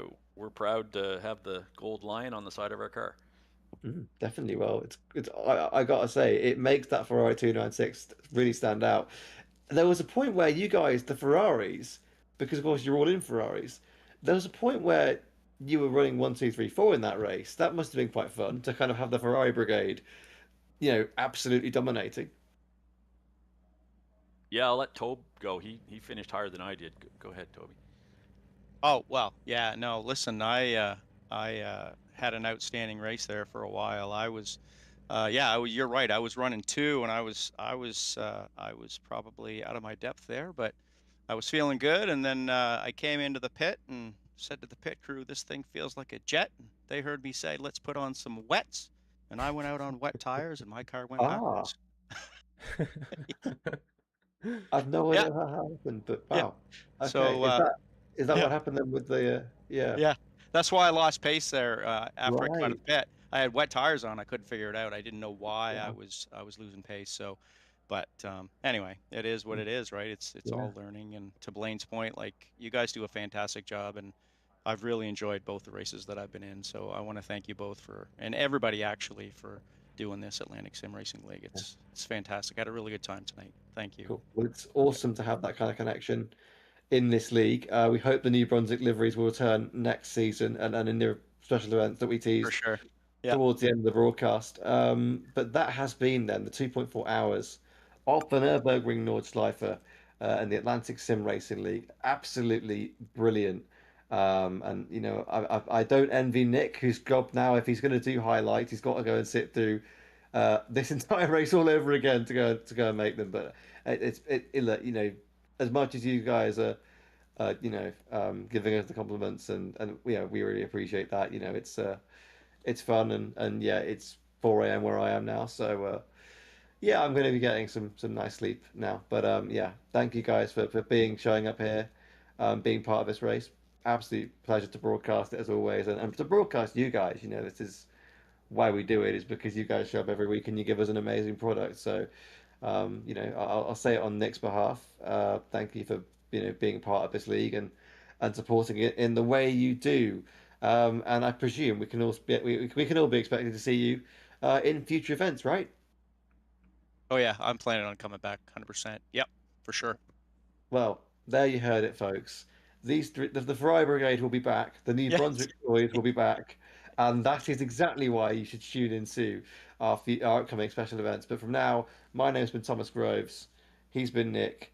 We have been the Atlantic Sim Racing League. Thank you very much, and goodbye.